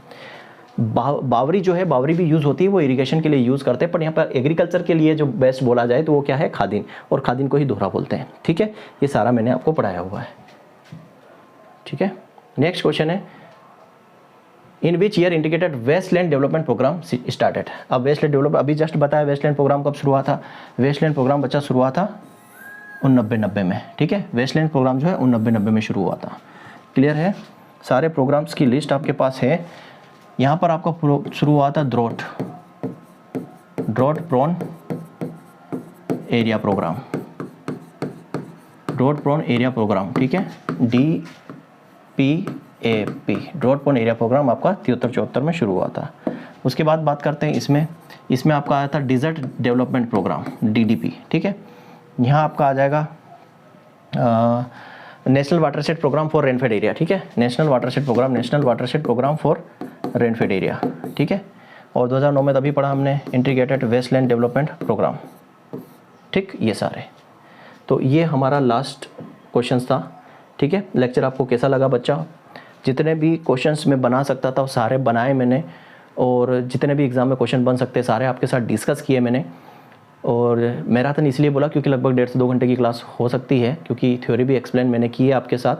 और अपना फीडबैक ज़रूर देना कि सर हाँ मज़ा आया, इस तरह की क्लासेस अगर हमें मिलेगी तो हमारा ओवरऑल जो है रिवीजन हो जाएगा कोर्सेज़ का।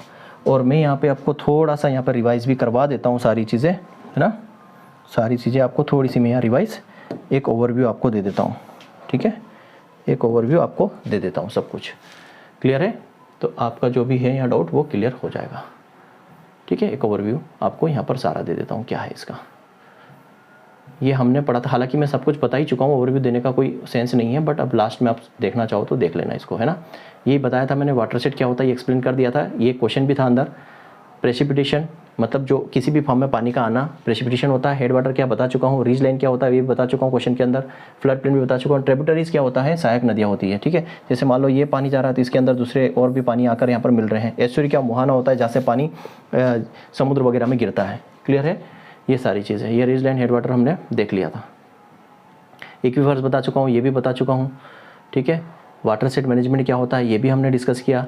अब ये यहाँ से क्वेश्चन बना था, ये utilisation of land efficient use करना चाहिए, ऑब्जेक्टिव से क्वेश्चन आया हुआ है ना, ये लिखा हुआ है। Efficient use of land option में था, फ्लड कंट्रोल ऑप्शन में था, ठीक है। और adequate supply domestic and industrial need ये भी था। बस वो ऑप्शन नहीं था कौन सा, कि डेवलपमेंट ऑफ फील्ड चैनल नहीं था, इसलिए वो नहीं आएगा, ठीक है। ये क्वेश्चन था वाटरशेड डेवलपमेंट प्रोग्राम वाला। यहाँ से ये अच्छे से पढ़ना इसको अगर डाटा इस तरीके से हो, इस तरीके से किलोमीटर स्क्वायर में डाटा हो तो ये वाला काम करेगा। ये इसको सुधार लेना, मैंने पहले ही बोला था, इसको मिनी कर लेना, ठीक है, इसको मिनी कर लेना, है ना, ये मिस्टेक हुई है, ठीक। इसके बाद ये वाला क्वेश्चन पूछा था मैंने, मिनिस्ट्री ऑफ रूरल डेवलपमेंट के अंदर आते हैं।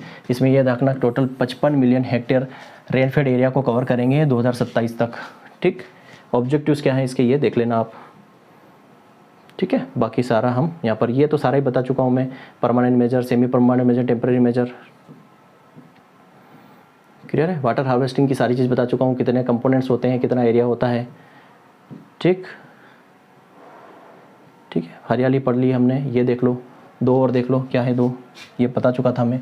नीरू का मतलब होता है वाटर और मीरू का मतलब होता है यू। ये प्रोग्राम कहाँ का, आंध्र प्रदेश का, याद रखना, ठीक है। और इसका मतलब याद रखना, नीरू का मतलब पानी होता है और मीरू का मतलब यू मतलब तुम होते हो, और ये आंध्र प्रदेश का है। और अरवारी पानी ये कहाँ का है, राजस्थान का है, ठीक है, ये याद रख लेना। तमिलनाडु को बता ही चुका हूँ, कंपलसरी कर दिया, बिल्डिंग के ऊपर वाटर हार्वेस्टिंग स्ट्रक्चर होना चाहिए, ठीक है। मध्य प्रदेश में कौन सा प्रोग्राम चल रहा है, तो राजीव गांधी मिशन वाला चल रहा है, ठीक। नैनो मैनेजमेंट चल रहा है, ठीक है, नैनो वाटर सेट ये बता चुका हूँ। ये कब बना था, 31 अगस्त 1985 में बना था, ये हमने क्वेश्चन के अंदर डिस्कस किया, ठीक है। Nano water set Madhya Pradesh के अंदर चल रहा है, ये याद रखना। ये सारे स्ट्रक्चर, झलारा क्या होता है, ये इस तरीके का स्ट्रक्चर, तालाब क्या होता है ना, बावड़ी क्या होता है, बावड़ी जो है ये भी हम इरिगेशन पर्पज़ के लिए, ये टंका क्या होता है ना, अरहर पाइंस क्या होता है, ये अरहर पाइंस एग्रीकल्चर इरिगेशन में यूज़ होता है, ये याद रखना। अरहर पाइंस जो है स्पेशली पेडी कल्टीवेशन में, पेडी कल्टीवेशन कहाँ पर, तो बिहार में, ठीक है। बिहार में जो पेडी कल्टीवेशन करते हैं वहाँ पर अरहर पाइंस का यूज़ करते हैं, इसको याद रखना, ठीक है। इसके अलावा जहाज़ क्या होता है, पनम केनी क्या होता है, खादीन का क्वेश्चंस, ठीक है, जिसको धोरा भी बोलते हैं, इसलिए दोनों ऑप्शन आएगा, इसको धोरा भी बोलते हैं, ठीक। ये कुंड है, ठीक, भंडारा पथ है ये, ठीक है। तो इसको आपको करना था, इसको मैं हटा देता हूँ अब, फिर आपको मिलेगा एक ये वाटरशेड डेवलपमेंट प्रोग्राम वाला, ठीक है। ये प्रोग्राम हम देख रहे थे यहाँ पर, तो आपका ड्रॉट प्रोन एरिया प्रोग्राम 73, 74, 89 में integrated wasteland development programme ministry of rural development, 90-91 में ये national watershed development programme for rainfed area, ये मिनिस्ट्री ऑफ एग्रीकल्चर के अंदर, national rainfed area authority planning commission के अंदर, फिर कॉमन गाइडलाइन फॉर निरांचल। तो ये गाइडलाइन पूछा जाए तो national rainfed area authority and planning commission, और अगर ये किसके अंडर में काम करता है तो रूरल डेवलपमेंट, ठीक है। ये आपका हो जाएगा integrated watershed development programme ministry of rural development, ठीक। चलिए ये जो है थोड़ा सा वाटर पॉलिसी का भी देख लेना, है ना, वाटर पॉलिसी देख लेना। ये वाटर पॉलिसी जो है सबसे पहले कब एडॉप्ट की गई थी, वाटर पॉलिसी सबसे पहले 1987 में, फिर 2002 में फॉर्मुलेट हुआ, फिर 2012 में इसको फिर से रीफॉर्मुलेट किया गया, इसमें अमेंडमेंट किया गया, ठीक है। तो मिनिस्ट्री ऑफ वाटर रिसोर्सेज क्या काम करता है, यहाँ पे लिखा है। मिनिस्ट्री ऑफ रूरल डेवलपमेंट क्या काम करता है इसमें, मिनिस्ट्री ऑफ एग्रीकल्चर का क्या काम है, और मिनिस्ट्री ऑफ इन्वायरमेंट का क्या काम है वाटर को लेके, ठीक है। मिनिस्ट्री ऑफ वाटर क्या करता है, ये वाटर पॉलिसीज़ बनाने का काम करता है। मिनिस्ट्री ऑफ रूरल डेवलपमेंट क्या करता है, ये रिस्पॉन्सिबल होता है वाटर से डेवलपमेंट के लिए, ये स्कीम वगैरह जो भी आती है तो ये उसको रन करवाने का काम करता है। एग्रीकल्चर क्या काम करता है, ये रिसर्च करता है उसके ऊपर, ठीक है। और ये इन्वायरमेंट क्या करता है, वाटर की क्वालिटी से रिलेटेड होता है। ये सारा हमने वहाँ पर डिस्कस किया था, ठीक है। अब ये प्रोग्राम से इनके ऑब्जेक्टिव्स है, ये सारा आपको यहाँ पर दिया हुआ है, क्लियर है। तो बच्चा लोग लेक्चर कैसा लगा, क्या लगा, मज़ा आया कि नहीं, इसी तरीके की मैराथन आगे हमें करनी है या नहीं करनी है, और इसकी जो PDF है वो आपको टेलीग्राम चैनल पर मिल जाएगी, ठीक है। और मिलते हैं नेक्स्ट लेक्चर में। अब अगला जो आपका मैराथन होगा वो एक दिन के बाद होगा, मतलब अगला का होगा 8 तारीख को, ठीक है, क्योंकि कल मैं बैठ के आराम से क्वेश्चन वगैरह बनाऊंगा सारा अच्छे से, और फिर परसों क्लास लूँगा, तो एक दिन छोड़ के क्लास होगी। और नेक्स्ट लेक्चर में भी मैं बता दूंगा आपको क्या करेगा। मिलते हैं नेक्स्ट लेक्चर में। Thank you very much. जय हिंद, जय भारत।